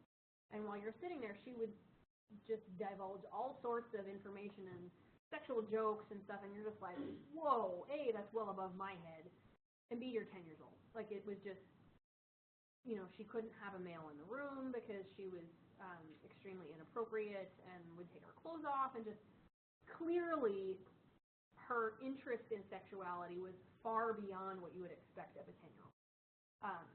So the fact that she'd been sexually molested in the past sort of made sense. And then emotional disturbances. Unfortunately, we do see a fair amount of kids that get admitted to the pediatric unit here just while they're waiting for beds at Chaudière, because Chaudière fills up so fast. So we see a fair amount of them. In the winter, it happens more so. But did you have a question? Oh, sorry. That's okay. So those are the different types of abuse that we see. Symptoms, they're going to be widely varied. Lack of or delayed growth and development, any kind of language delays, irritability. They don't want to be affectionate or cuddle, or they're overly so. They oftentimes have a vacant gaze, or they don't like meeting your eye when you're talking to them. Failure to thrive is a big one that we'll see in younger kids. That shaken baby syndrome, for those of you that have been on the pediatric floor, you've seen that firsthand and how damaging that can be. Falls or associated injuries in young children that don't necessarily make sense with their developmental age. Bruises in varying stages of healing or various shapes, because abuse doesn't typically just happen once. So they'll have an abusive episode, end up with bruises, they'll start to heal, and another bruising episode will happen, and so they're in varying stages of healing. And this happens to apply for adults as well. Bilateral black eyes, not unilateral, because they don't usually get punched in the face. It's usually their head got hit on something, and so they've gotten hit here, and so it's created the bilateral black eye. That happens a lot in infants and toddlers, because they'll hit them against the wall to get them to stop crying. External head, facial, and oral injuries, again, from being hit on something. Boggy scalp injuries, so if the scalp itself has been pulled away from the skull, so like those kids that we had talked about that had the vacuum extractions during delivery, a very similar injury in an older child obviously is not normal. Thermal injuries, so like what we see with thermal injuries are things like burns, cigarette burns, or burns from hot pans or other equipment in the house. Forced immersion burns, these ones are pretty awful when you see them. It's like a sock burn or a glove burn or a dunking burn, so basically there's been like some hot liquid and they've taken the hand and put it in it, or they've stuck the kid in a extremely hot bath or a pot of boiling water, those kind of things. They're, just like gut-wrenching when you see them, because there's no other way to explain that. A kid doesn't just like hop into a pot of boiling water. Unexplained fractures, because again, we talked about the fact that kids, when they're young, experience those green stick fractures. Their body is designed to kind of break and then fall back in on itself, like you would think of like a green twig on a tree. If you were to break that, how it comes back. If they're getting true fractures at a young age, it's kind of suspicious. The bigger one is those spiral fractures, and it basically looks like the bone broke in a spiral shape, and the way that kids get that is from this twisting motion. So you'll see it usually in like the wrist or the forearms, and the stories that tend to accompany it are that mom and dad were holding the kid and swinging. That doesn't create a spiral fracture.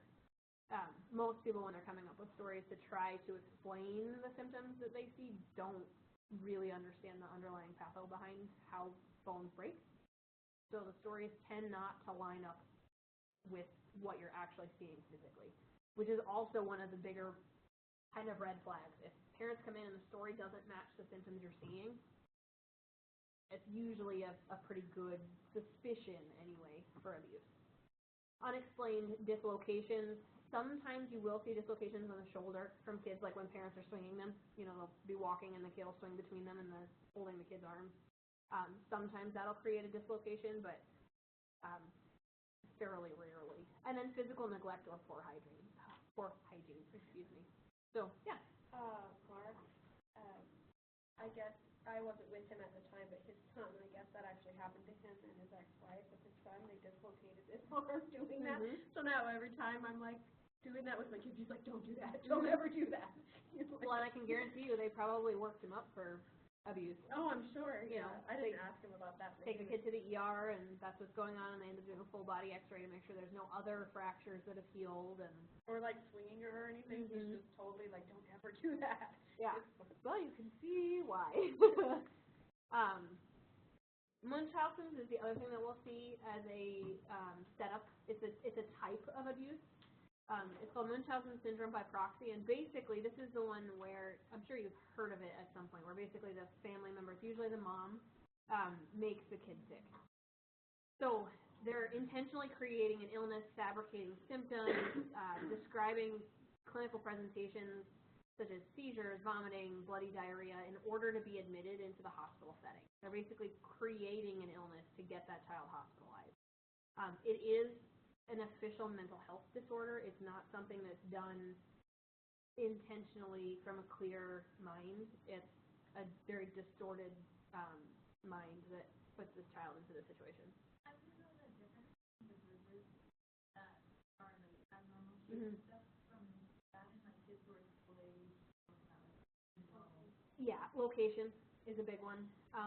If they look like fingerprints, you know, like if it's around the arm, you know, that's going to create a certain pattern, that sort of stuff. Because it's funny, I totally know exactly what you're talking about, because my daughter was running around our backyard naked the other day, and she's just got bruises all over her legs, because she's, you know, almost 2 and wiped out and bumped into things, and I'm like, man, I ever brought her in, they'd think I was beating her. But yeah, I mean, it's a lot of it boils down to patterning and the story that goes along with it and that sort of stuff. With Munchausen's, typically the mom has gotten some kind of healthcare knowledge, either through frequent admissions or she's got some basis, you know, somebody that, you know, failed out of nursing school and has enough information to be dangerous, basically. Or they watch a whole lot of TV because there's plenty of information on there anymore, or the internet. You know, you think about 40 years ago, this would have been a lot harder to present with a believable illness. Whereas now, they could look up just about anything and find out what the diagnosis was and what the symptoms are and how to create them. And So for that reason, how is it an actual mental? Because the need to have a sick child is what creates this process. It's like there's something internally, mentally, that's not functioning appropriately, that is requiring, it's basically making this parent feel the need to be at the center of a medical focused group, and rather than making herself sick, they make the child sick to fill that need. It's not something logical, which is sort of why I think it's developed into this official disorder.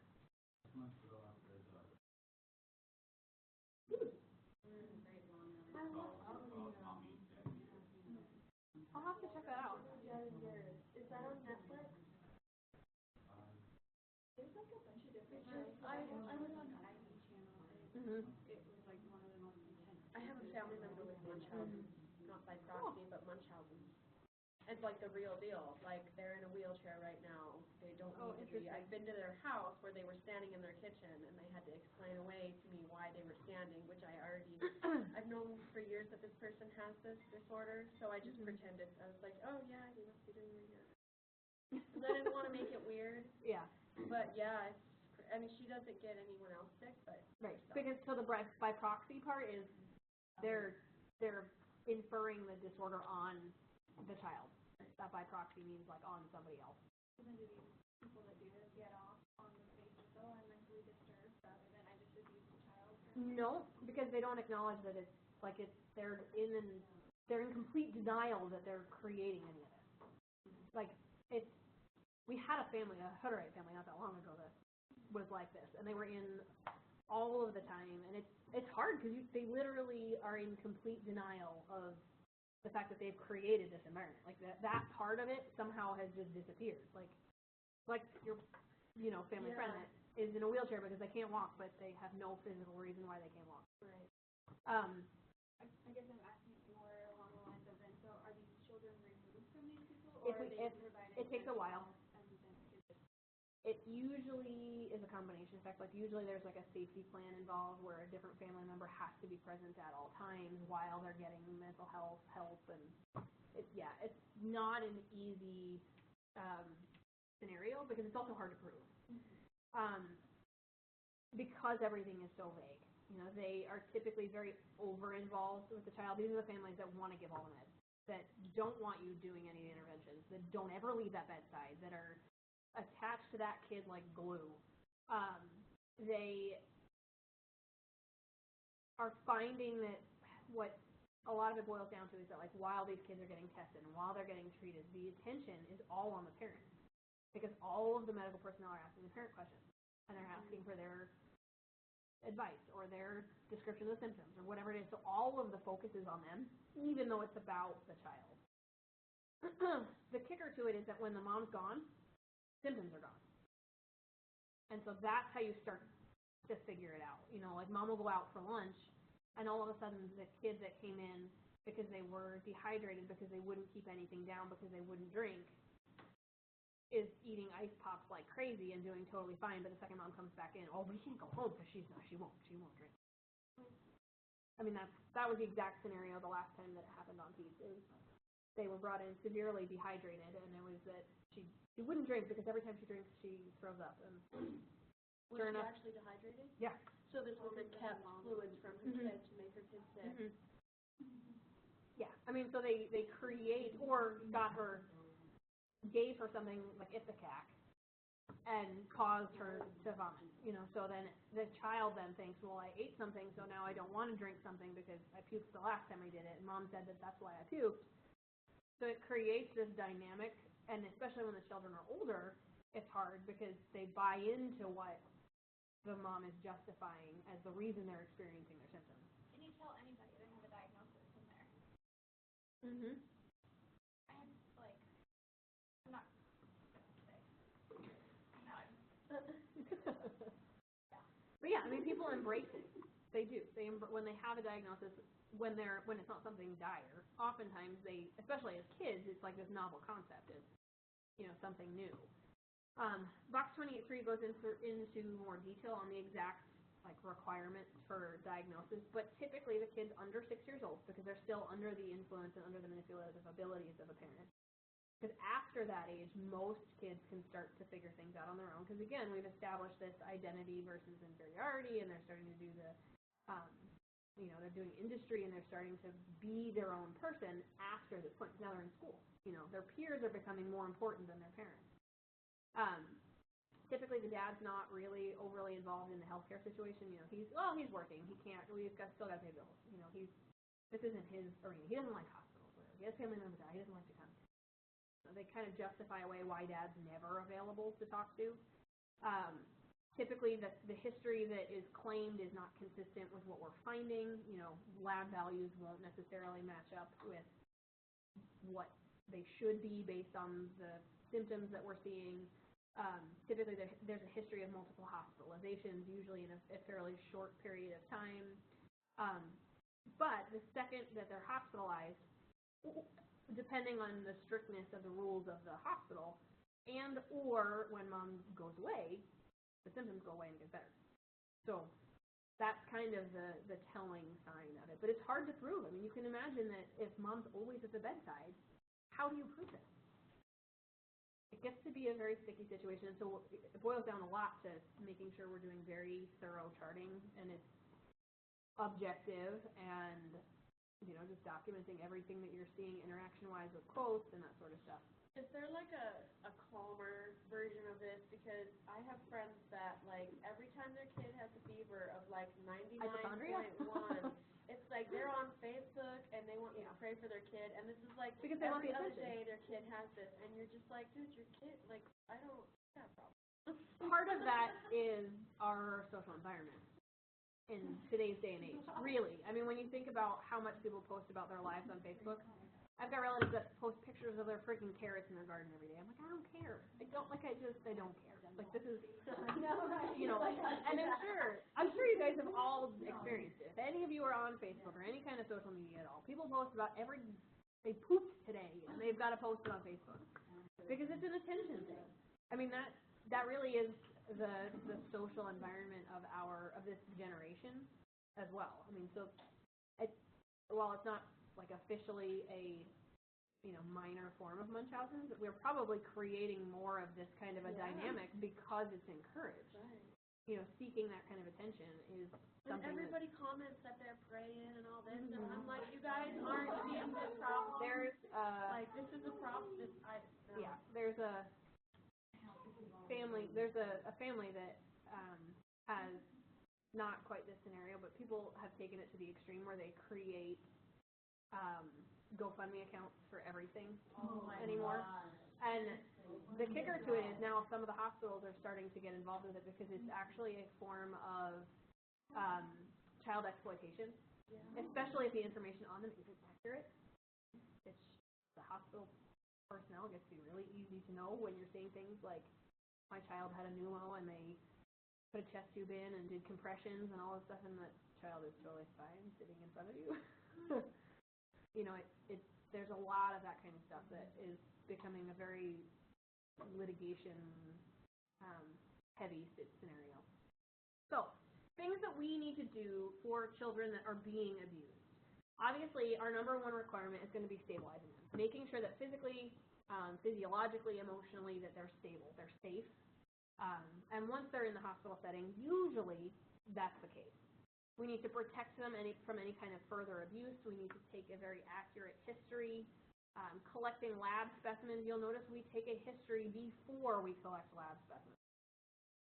You want to find out exactly what has gone on before you start doing interventions that could traumatize the situation, because they're much more apt to shut down if they're scared because, we're asking for urine collections and they've been sexually assaulted, or they need to do a vaginal exam on a 14-year-old. They're probably going to be much more traumatized after that whole process and much less likely to want to talk and more likely to want to go home and shower than they are to actually give you an explanation of what happened.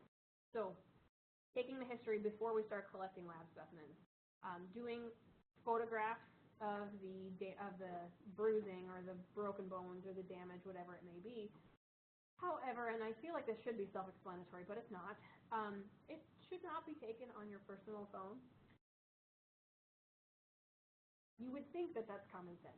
But in those kind of situations, the first thing people do is, well, let me get a picture for the chart. Or let me get a picture so I can show the doctor. And that's a complete breach of HIPAA. It cannot be on your personal phone. Every department should have a camera at their disposal to be able to take pictures of wounds and things like that. So making sure it's on a hospital camera, not your personal phone. Making sure we're differentiating between child abuse versus cultural practices or a medical condition. Contacting the authorities, because that is a requirement whether or not they want you to, because any kind of suspicion needs to be followed up on. And then careful documentation, making sure it's very objective. There is a gender difference in how they react. Females tend to suffer from child abuse more often, but males end up with more emotional distress and harm from it later on, especially when it's an incestual abuse. And the big take-home, really, when it comes to communicating with the child in this situation, is they need to leave the situation knowing that it was not their fault. They didn't cause this. They didn't do anything that warranted this kind of a treatment. Whether it was neglect, whether it was physical abuse, sexual abuse, whatever it may be, it was not their fault. Because that can really be damaging long-term for them. Medical and nursing management, we're going to be doing x-rays, CAT scans, ophthalmologic exams. We look at their retinas to see if they've got any retinal hemorrhaging. A couple of you guys have written about that with the kid that was on PEDS. That's usually diagnostic. If they've got retinal hemorrhages, there's really not, short of being shaken, there's not much that will cause a retinal hemorrhage in a child. Colored photographs, examining CSF if we need to for infection, pregnancy tests, STD screening, and then depending on what the coroner asks for evidence collection. it is very important to make sure that any child that's been suspected of sexual abuse, that we do not wash them or bathe them, because we lose any kind of sample if they've been washed or bathed. Again, not using a personal cell phone, and then our assessment, making sure, again, that we are aware of different cultural health practices that can cause those skin markings that mimic child abuse. Cupping is kind of the biggest ones that you hear about. Making sure that you're not doing the assessment alone, whether you're a female or a male, because it, A, puts a stressful situation on the child, but it also sets you up for a he said, she said scenario. In those kind of situations, children may find themselves in a manipulative situation where if they've gone back to the family, they're encouraged to say things that may not be true, like so-and-so touched me inappropriately, or he was abusive, or whatever it may be, as a way for them to be able to justify away some of the findings. Making sure that we're including the parent's description of the cause of the injury and circumstances, taking pictures, including any physical or behavioral indicators that we may be seeing, vital signs, that sort of stuff. And then identifying appropriate nursing diagnoses. What are they at risk for? What are they, what are things that we can manage without a physician's order? So things like creating patient-centered goals. We want to make sure that the goals have a child-centered focus, that they are future-oriented. We want to give them something to look forward to build towards, that they are measurable, they're realistic, and that they have a time frame on them. They've got to have a cap so that you know when you can stop and evaluate whether or not those goals were met. Those are very productive for kids because they give them something to build on. Implementation, obviously protecting them from further abuse, like we said, meeting any kind of needs they may have, gaining their trust, minimizing fear and anxiety, engaging in developmentally appropriate play, and then fostering positive parenting. Because, unfortunately, a lot of times kids go back to the families because of our foster system. They go back to the families they came from, whether it's immediate or not. Fostering positive parenting is going to be very important to make sure that the family dynamic is functional, and then to prevent emotional and psychological distress down the road from both sides of the couplet. Outcomes that we're going to target for, obviously we want to make sure that they're free of harm, they don't have any evidence of neglect, they are less fearful, less anxious, they have now learned to talk to their parents about being abused, because again, not every single situation is going to be a parental abuse situation. It may be that they were at a friend's house, or that they were with their uncle, or their cousin, or their neighbor, or their babysitter. So making sure that they know how to talk to their parents. And then with the parenting situation, making sure that the parents are demonstrating appropriate behaviors and interactions, so they are bonding with the child. The hard part with abuse is a lot of times it comes into play because the children that are at the highest risk for this are going to be kids that are delayed, or that have medical equipment, or that are special needs, because it's a frustrating situation for parents to be in, and it stresses what's already a difficult situation. Parenting isn't easy, and so you add complicated situations like preterm children, special needs, medical equipment that they've got to manage, that they've got to haul around town, that restricts them to where they can go and what they can do. All of those things stress the coping mechanisms that people are already struggling to find. So, again, not an easy situation to deal with, but something that unfortunately does come up a fair amount in our society. Nervous system disorders are going to be the next topic that we cover. Child abuse is basically one entire chapter for you guys. And your text does a really, really good job at going through it. So if you are feeling confused or you're feeling like you need more information, it does go into really good detail. When we jump into the nervous system, however, we're going to start out by just kind of reviewing what the normals are. So you should remember that before a child is born, obviously the central nervous system is going through a period of rapid growth, and that continues well into the first year of life. Up until the point where children are 3 years old, their head circumference is measured. Why? Why do we measure their head circumference? Because it tells us brain growth. It tells us what's going on inside. After 3 years of age, it's no longer accurate because everything's fused, right? Your heads are all nice and hard and one big old piece of bone, right? So if your brain is growing or shrinking, we wouldn't know. In kids, we do. That's a very nice way for us to be able to assess it. The other thing that we are aware of is that myelinization isn't complete until they're about 2 years old. So it's progressing in a cephalocaudal and proximal distal sequence, so head to toe, central to exterior, manner, which is why we don't potty train kids until 2 to 3.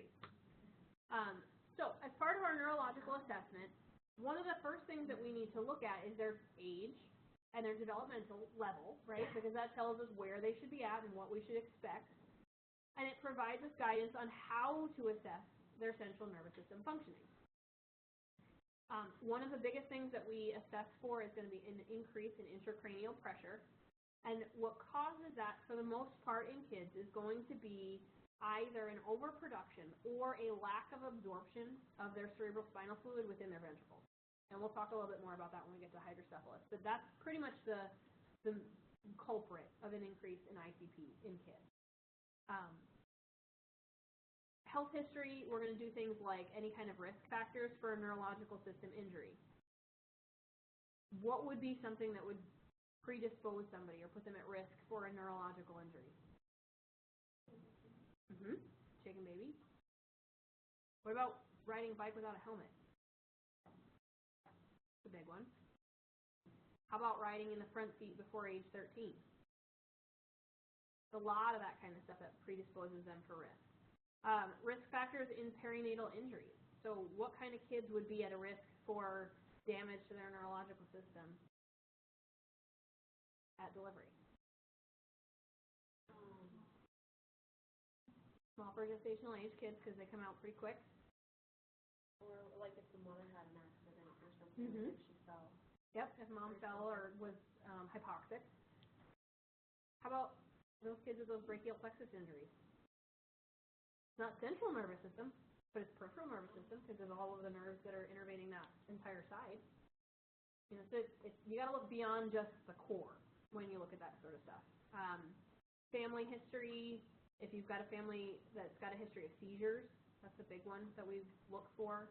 And then the physical assessment and vital signs of the child, because it's going to tell us a lot about whether or not their central nervous system is functioning appropriately. A lot of times kids that are having central nervous system dysfunction will have an abnormal regulation in temperature. You know, their temperatures will be hot one minute and cold the next, and they can't seem to auto-regulate appropriately. So just good things to kind of keep in mind. So the neurological assessment that we're going to do, as ICP, which stands for intracranial pressure, as that goes up, perfusion to the cerebrum, the brain, decreases or gets compromised. Because as we put pressure inside this cranial vault, and it puts pressure on all of the vessels that are then feeding that brain, it's compressing them, right? Because there's only so much space in there. So when you have an increase in ICP, the thing that you're worried about most is brain tissue death. Because if it's not getting perfused, and it's not getting oxygen, it's not getting the things it needs to stay alive. The other caveat to that is that brain cells do not replace themselves like other cells do. So you think about your skin or your nails. When your nail breaks off, does it stay like that forever? No, because the cells that make up the composition of your nail replace themselves. They are constantly in a cycle of regrowth. Brain cells don't do that. Once brain cells are formed and they've finished developing, but you know, we've got 90% of our brain growth by the time we're 3 years old. After that point, that's it. There is no regeneration of brain cells. So if we have increases in ICP that are causing the decreased perfusion and decreased oxygen, the loss to that brain tissue is what it is. There's no way of recuperating that. So our best thing to do is going to be to prevent or to recognize signs of increased ICP early so that we prevent long-standing damage. increases can arise from a couple of different things. Intracranial hemorrhages, so those we would see from birth trauma, or anoxia, so kids that didn't get enough blood supply or oxygen during birth. We see that a lot with preterm infants, precipitated deliveries, so deliveries that happen really fast, prolonged deliveries, so when babies are stuck for a really long time, or CPD, which is that cephalopelvic disproportion, so where baby's head's too big to come out of the pelvic cavity. Things that we would see with an intracranial hemorrhage may be things like abnormal movement, baby's super lethargic, doesn't have a really great suck, their respiratory pattern isn't very normal, so again, kind of tying into those vital signs and why we're assessing them. They could be cyanotic because if their respirations are irregular, now they're not breathing effectively, so their oxygen levels are low. Forceful vomiting, because one of your telltale signs, especially in adults, that they've got an elevation in ICP is projectile vomiting, right? It's one of the top ways that you know. Kids are no different. A high-pitched, shrill cry, so that neural cry that we talked about that withdrawal children have. For those of you that were on feeds, I don't know if you got to hear it, but it's pretty distinct if you do. It's a neuro cry. I mean, it's shrill, like nails on a chalkboard. I mean, you don't. If you're even remotely unsure if you heard it, you didn't hear it. Seizures, and then epistotonic posturing. And we're going to talk more about that when we look at meningitis, and I'll explain exactly what that means. Tense fontanelles, so those fontanelles that are in infants are like a pop-off valve. So as that pressure increases, it actually pushes some of that pressure up through the fontanelle, and so you end up with a rise when you palpate their fontanelle. The other thing that you might see is if one pupil is constricted and the other one isn't, like a pinpoint pupil, that's not a good sign. That's a pretty late sign that you've got a significant increase in ICP. The other things that we see it from are going to be falls. So not that long ago, we had a baby who fell from a changing table to the floor, and mom and dad lived in a basement apartment, and so the carpet that was on the floor was just over concrete. Ended up with some significant skull fractures and an increase in ICP, but did okay ultimately. We see it with shaken baby syndrome. Motor vehicle and bicycle injuries, so those are the older kids, especially with those that aren't wearing helmets. Complications that we see as a result are going to be hemorrhages, infections like a meningitis situation, especially if there's a skull fracture involved, cerebral edema, and then compression of the brainstem. If we compress the brainstem, what do you think happens? Yeah, your breathing stops. Your heart stops. So ideally, we have remedied the situation before we've gotten to that point. They may present with headaches, drowsiness, some blurred vision, vomiting, difficulty breathing, changes in consciousness, seizures. Those are all the same as they would be in the adult world. Any questions on what your neuro assessment would look like? Why does the fast birth cause? Mostly because of the shearing force.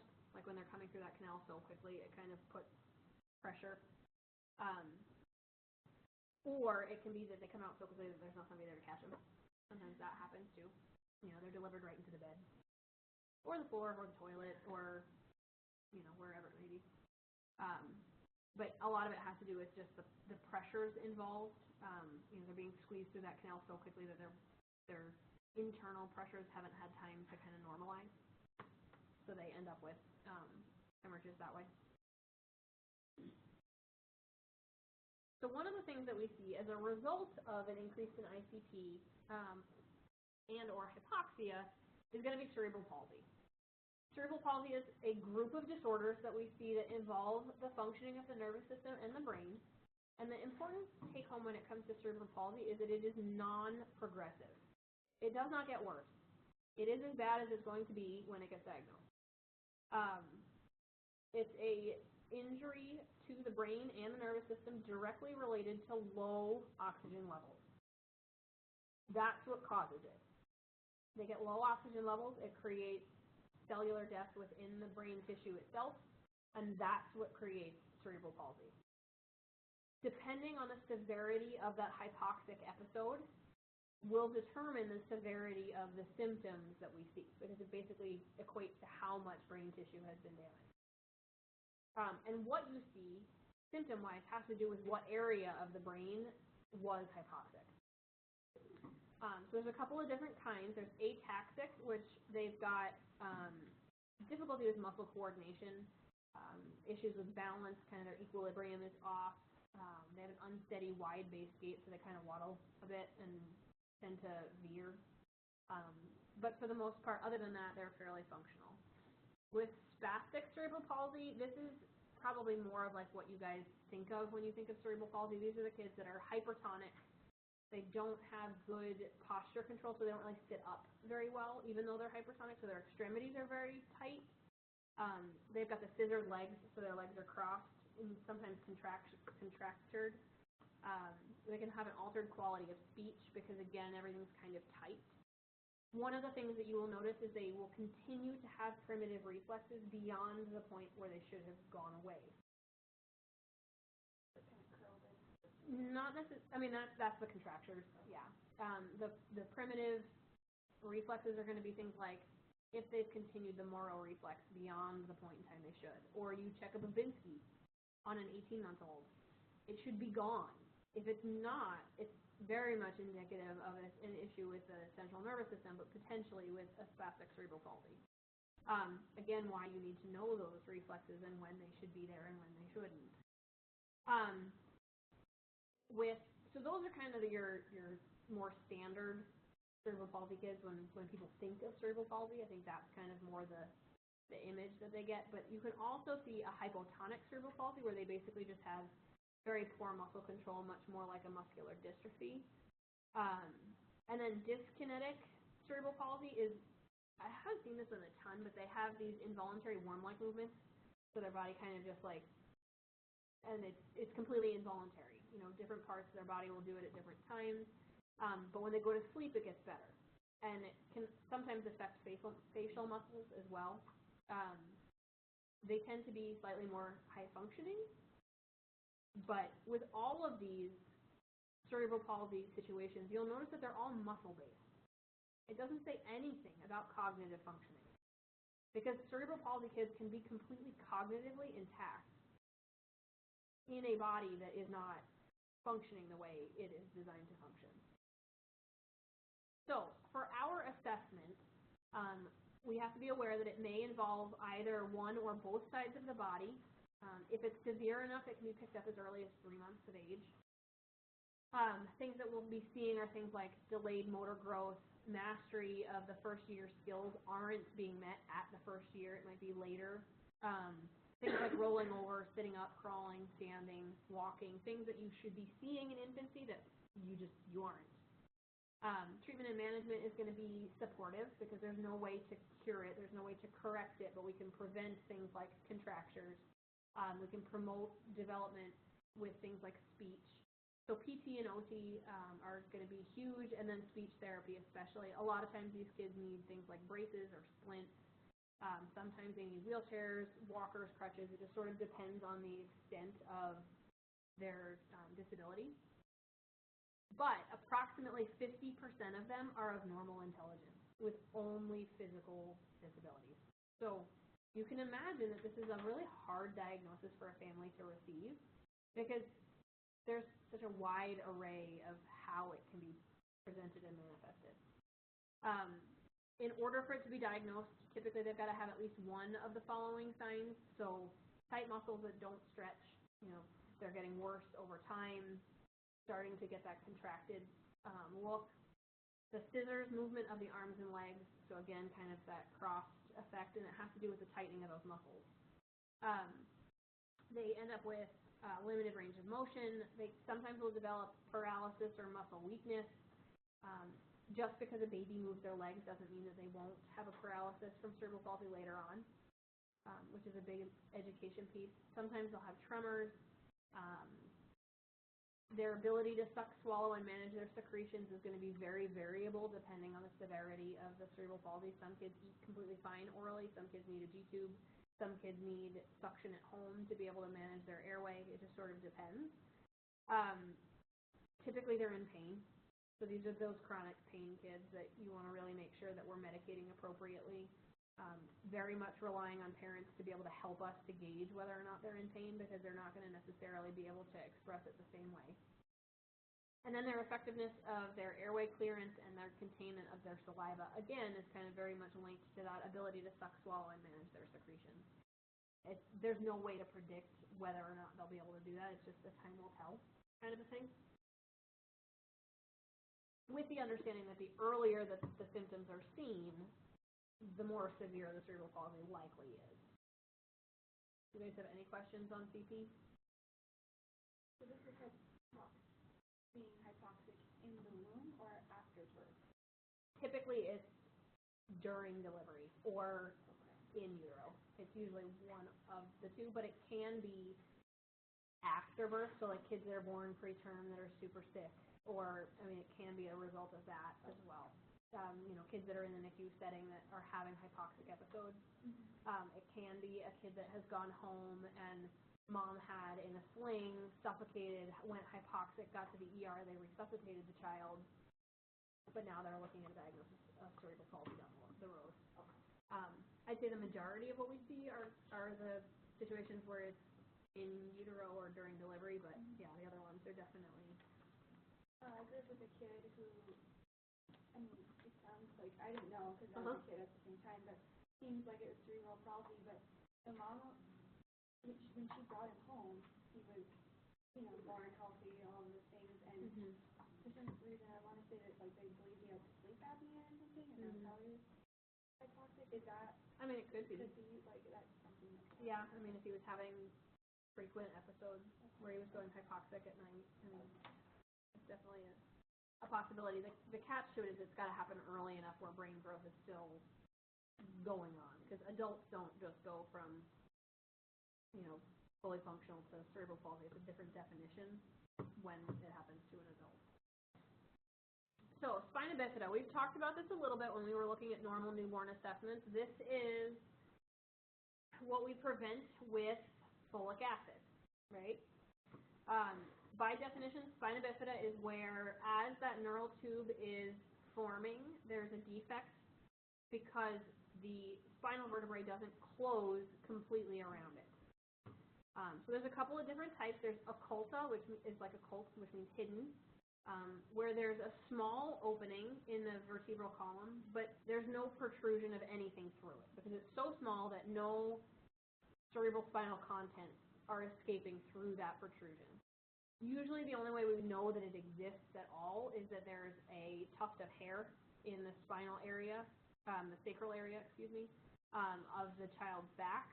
There's a dimple, there might be a lipoma, like a fatty tumor under the skin, or there could be a Port Wine stain, birthmark, at the site. And that's usually somewhere between L5 and S1, so the very bottom of the vertebral column.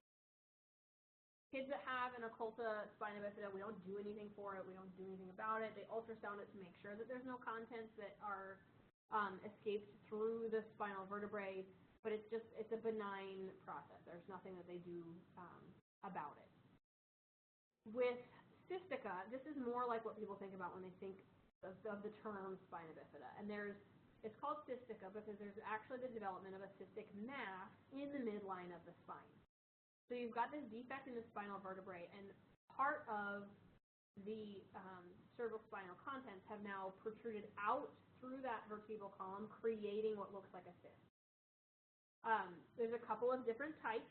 There's 3 different ones that we're going to talk about. A meningocele is the least traumatic of the 3, and that's where there's a defect in the bony spinal column, like we talked about, and there's a protrusion of a sac that has cerebral spinal fluid in it, but there's no actual spinal tissue. So it's just fluid. In these situations, there's no loss of functionality, there's no loss of mobility. It's completely a cosmetic procedure that they go in and remove the sac and close off the opening. There's not really much of an infection risk typically, although if it's a completely open defect, it may be that we're actually seeing that CSF fluid filled back, in which case we go through the exact same surgical steps that we'll talk about here in just a second. With a myelomeningocele, Now that open portion of the vertebral column has the same protrusion of that CSF-filled sac, but there's also meninges in it. So there's actual spinal cord in that sac. These are the kids that are going to lose some mobility, some functionality.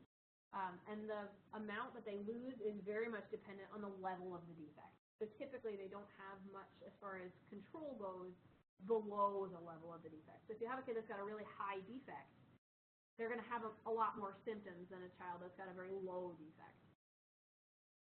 The last one that we talk about is an encephalocele, and this one is a little bit different. So rather than being at the sacrum of the spine, an encephalocele is a defect in the actual skull itself, where there's brain tissue that now herniates into this sac of fluid. Usually it's around like the nape of the neck where you see it, and these kids are going to have deficits. How much is hard to say because at this age, they've got the next 3 years to continue to develop brain tissue. It's not all formed right at birth, so they've got time to kind of reroute pathways that aren't really formed yet, which is why kids rebound so much better from these kind of surgeries than an adult would. If I came in and lopped off a section of your brain, we're going to have some serious consequences. Whereas with a child, depending on how much and where and that sort of a thing, their symptoms may vary pretty drastically. But we would anticipate that they would have some deficit. The other thing that we tend to see is hydrocephalus is usually accompanying spina bifida. And hydrocephalus is where we have a buildup of the cerebrospinal fluid in those ventricles, and we need to manage it somehow. The causes of spina bifida that we see, it's usually multifactorial. It's typically environmental, so the lack of folic acid. Maternal diabetes also contributes to it, alcohol use, and if mom's hyperthermic in the early stages of pregnancy, we're talking over 100 degrees. And then in these situations, our treatment of choice is going to be surgical correction because we can't let a kid walk around like this. So our responsibilities are to recognize that if you see a kid that's delivered this way, that we put a moist, sterile dressing to the site to keep that spinal cord sterile and clean and moist until we can get it surgically corrected. You want to position them to avoid pressure. So obviously, if the defect is on their lower spine, where are you going to put them positioning-wise? Right, on their belly. They're going to put them prone, which is very counterintuitive, when we talk about all this back-to-sleep stuff, but they go prone. Typically, we don't diaper them until they've been closed because, again, we don't want stool and urine getting up into that defect. So typically, they're prone on, like, those truck pads, and then making sure that we're keeping them very, very clean. If they end up with urinary retention, we'll oftentimes do that Crede maneuver to see if we can get them to void. But it may require catheterization. It just sort of depends on the child. Not every single one of them needs that, but some will. Infection prevention is going to be key. We want to make sure that we are providing adequate nutrition so that they can heal after surgery. And then latex allergies are big in this population because they're going to be potentially straight cathing themselves very early on and having a lot of surgical procedures and being exposed to the hospital setting. So we want to make sure that we are a completely latex-free environment if we can be in these early stages for these children. NICUs in general tend to be latex-free environments just because of the high-risk potential for the development in most of those kids. Any questions on spina bifida? So, hydrocephalus. Hydrocephalus, like I said, oftentimes is seen in conjunction with spina bifida, but it can be seen on its own. And it's where we have an increase in the cerebrospinal fluid in the ventricles of the brain itself. And that's what causes the increase in the size of the head, as well as the pressure changes within the brain, except for their changes that are now pushing from the inside of the brain tissue out. It can be seen because of an increased production of cerebrospinal fluid. It can be because of a decreased reabsorption or an obstruction to the flow. So the ventricles basically provide an outlet tract for this to be drained. It can be congenital or it can be acquired. Congenital means they're born with it. Acquired means they develop it afterwards. Either way, they result in the same impairment of the absorption from the ventricles to the subarachnoid space. and it can be associated with that meningomyelocele like we talked about, an Arnold-Chiari malformation, which is a malformation within the brain structure itself that kind of shifts the brain stem down a little bit, and then Dandy-Walker syndrome. I don't really expect you to know much about Arnold-Chiari or Dandy-Walker. They're kind of beyond what you guys need to know for your boards. Just be aware that there are certain syndromes that hydrocephalus can be associated with or that place them at risk for it. Sometimes we'll see it as a sequelae from infections, typically from a torch infection. So those are those ones that we screen for, the toxoplasmosis, the other infections, the rubella, CMV, HIV, HPV, hepatitis, all that kind of stuff. So just to kind of keep in the back recesses of your brain, if you've got a patient coming in with any of those infections prenatally, that's part of the reason why we try to treat them before they get pregnant. Things that you can see with hydrocephalus, or that will cause hydrocephalus as well, are going to be things like an encephalitis, so an inflammation of the brain, meningitis, which we're going to talk about here in a second, and perinatal hemorrhages, because once the blood dries up from the hemorrhage, it fills back with fluid, and so you end up with this excessive volume of fluid. If a baby has a stroke in the womb, so that could cause that? Not usually, because a stroke in utero typically causes more of like the cerebral palsy situation, because it prevents a whole bunch of blood providing oxygen to an area, whereas a perinatal hemorrhage typically is a hemorrhage that happens in the ventricles themselves or in the surrounding area right around the ventricle. So it's more of like you'll hear people reference it as like a brain bleed instead of a stroke. Because there's a pool of blood that collects in the brain tissue. But now this could happen along with spina bifida? Or not spina? Yep. Yes. Okay. Yep. Okay, because I had a friend who went skiing pregnant, and she fell or something, and the baby had a stroke, and her baby had this hydrocephalus. And there might have been other stuff that kind of went along with that. But yeah, that would make sense. So our assessment is going to boil down to things like making sure we're monitoring their occipital frontal circumference, so their head circumference. We're going to feel full fontanelles on palpation. Ideally, you want them to be flat. They may have a widened suture line, so as those fontanelles are getting full, rather than creating this nice diamond shape, now they've kind of spread. So you get a kid that's got a very wide head as well. They can end up with distended or prominent scalp veins. They call that Mathewin's sign or Masewin's sign. And their head kind of looks like a light bulb. Like it gets this big bulbous look on the top, and it gets very distended. Like the veins on it get very angry. Your book has a good picture of it for those of you guys that have never seen it. They have that high-pitched cry. Again, typically anything neuro is going to have a high-pitched cry. Irritability, lethargy. We talked about that setting sun sign when we talked about normal newborn assessments and deviations from it. There's a picture of it in your text, and that's where the iris and the pupil are now at the bottom edge of their eyes, and so all you're seeing is kind of the semicircle like you would the sun setting on the horizon. And that happens because of the increase in pressure behind the orbit, and it's putting a downward pressure on that ocular area. Acute vomiting, so again, kind of that suspicion when we've got an elevation in ICP, and if for some reason the hydrocephalus is happening later in childhood, that head enlargement does not occur, because after 3 years of age, we no longer have that ability, right? So in those situations, the only thing we can look for are going to be the signs of an elevated ICP, so that high-pitched cry, the irritability, the lethargy, and the puking. Treatment for these kids, typically they either tap the ventricle, so they go in with a needle and pull off fluid through the fontanelle, or they'll place a shunt, which pulls fluid from those ventricles and drains it down into the peritoneal cavity, and then the body reabsorbs it. Figure 2912 shows you pictures of that shunt placement so you get an idea of what it looks like. And then to know, a big education piece for family, as well as an assessment piece for you guys, in order to know that that shunt is functioning appropriately, you would expect that their ICP should be normal. If it's malfunctioning, you would assume to see the signs of an increased ICP. So you would see things like, that high-pitched cry, the puking, that sort of stuff.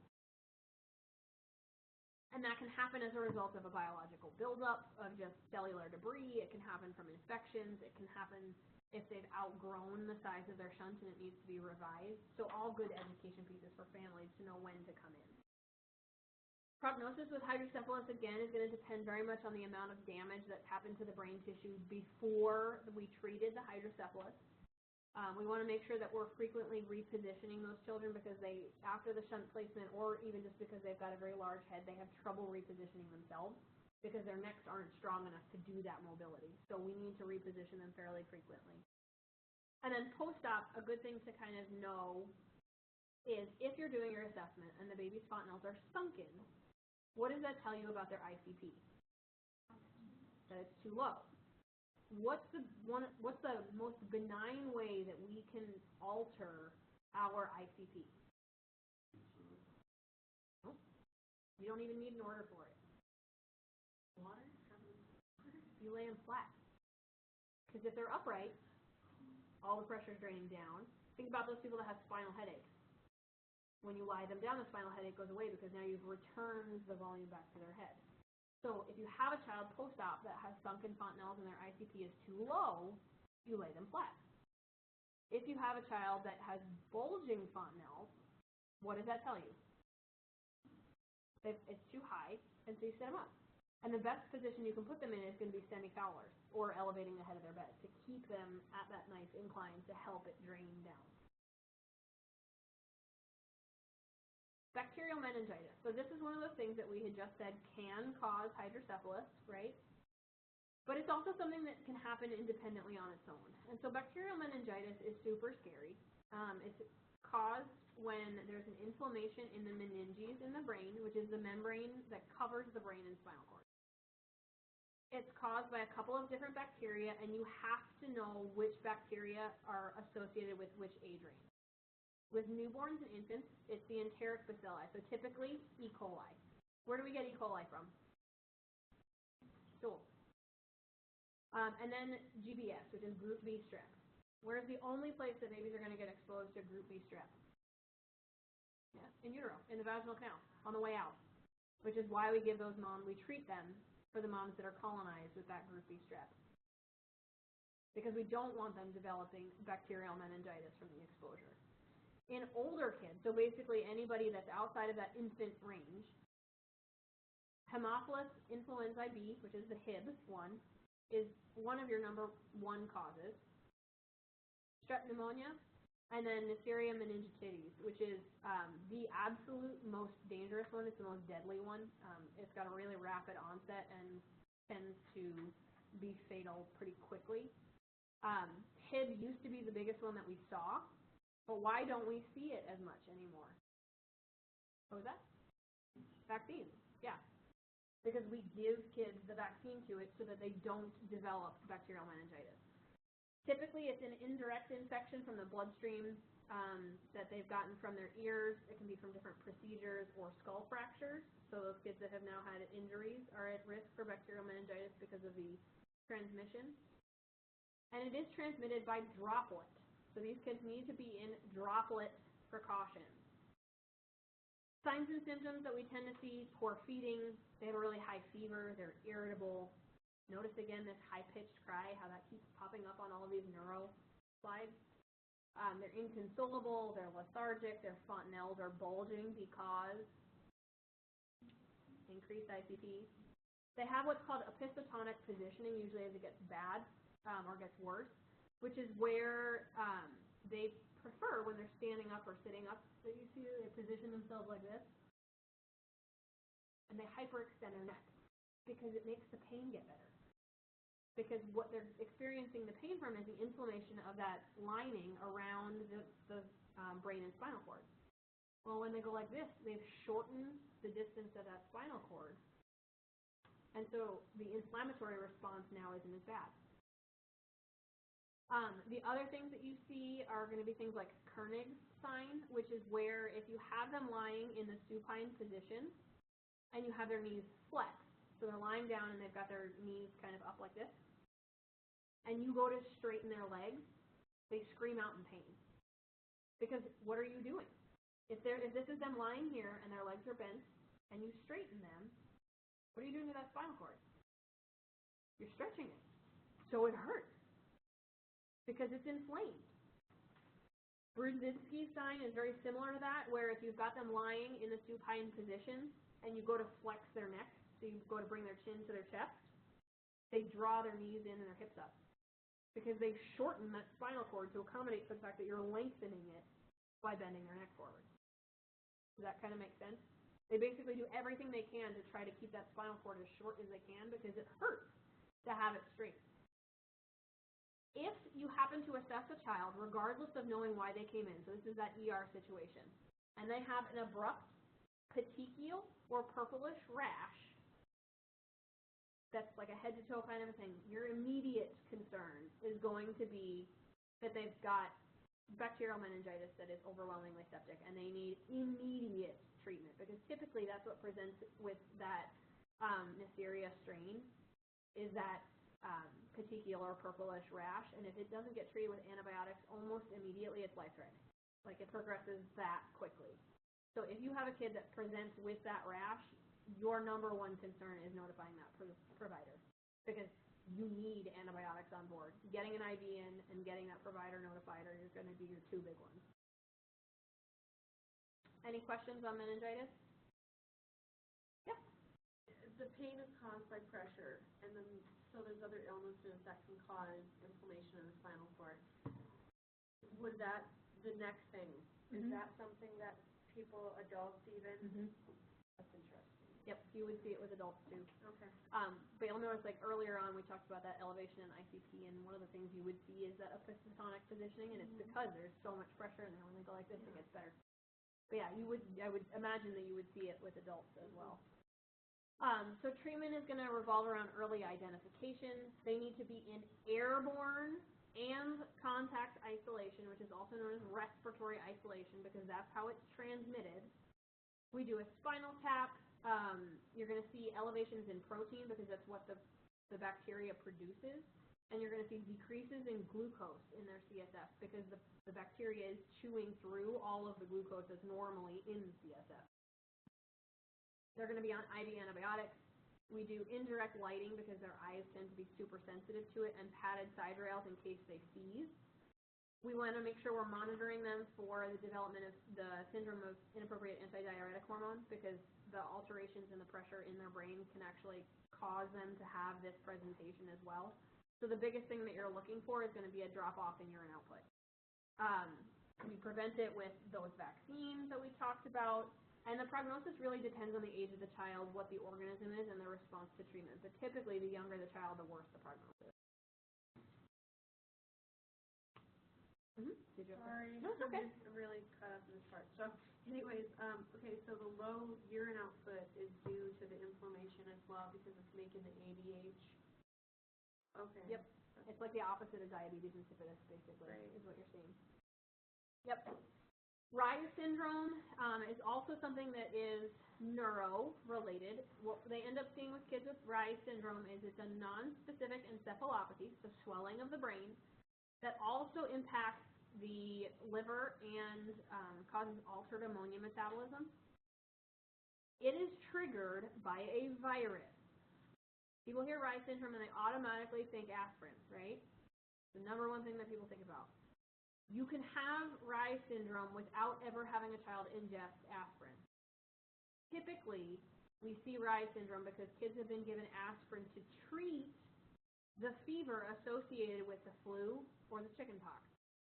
And because of the two combined, they end up with Reye syndrome. So aspirin is not like the evil redheaded stepchild that can't ever be taken by kids, because there are certain diseases that we're going to talk about in the next couple weeks where aspirin is the drug of choice. That's what you give them to treat it. So understanding that it is triggered by a virus as well as the aspirin ingestion. The younger the child is, the higher the morbidity and fatality rates. The earliest signs that we're going to see are going to be irritability. They tend to have diarrhea and tachypnea. So if they're noticing this after they've noticed that this child has ingested aspirin or has overdosed on aspirin, they need to get to the ER immediately. Typically, they start vomiting within 24 hours. They end up lethargic, metabolically acidotic, as well as respiratory alkalosis because they've been breathing so fast. Their liver kind of goes south. Their serum ammonia levels go up. They end up with this increase in ICP. They end up with renal damage. If it is left unsupported, because there's no treatment for it, we just support them through it, deaths can occur because of severe cerebral edema that causes brainstem herniation through the foramen magnum. So obviously we want to make sure that these kids get seen. It's still an emergency, still very important that they're not getting aspirin, especially if they're in a situation where they've had the flu or the chickenpox, even in the remote past. Any questions? How much do we have left? Quite a bit. Okay. I think we'll stop there, and then we'll pick up on seizures next week.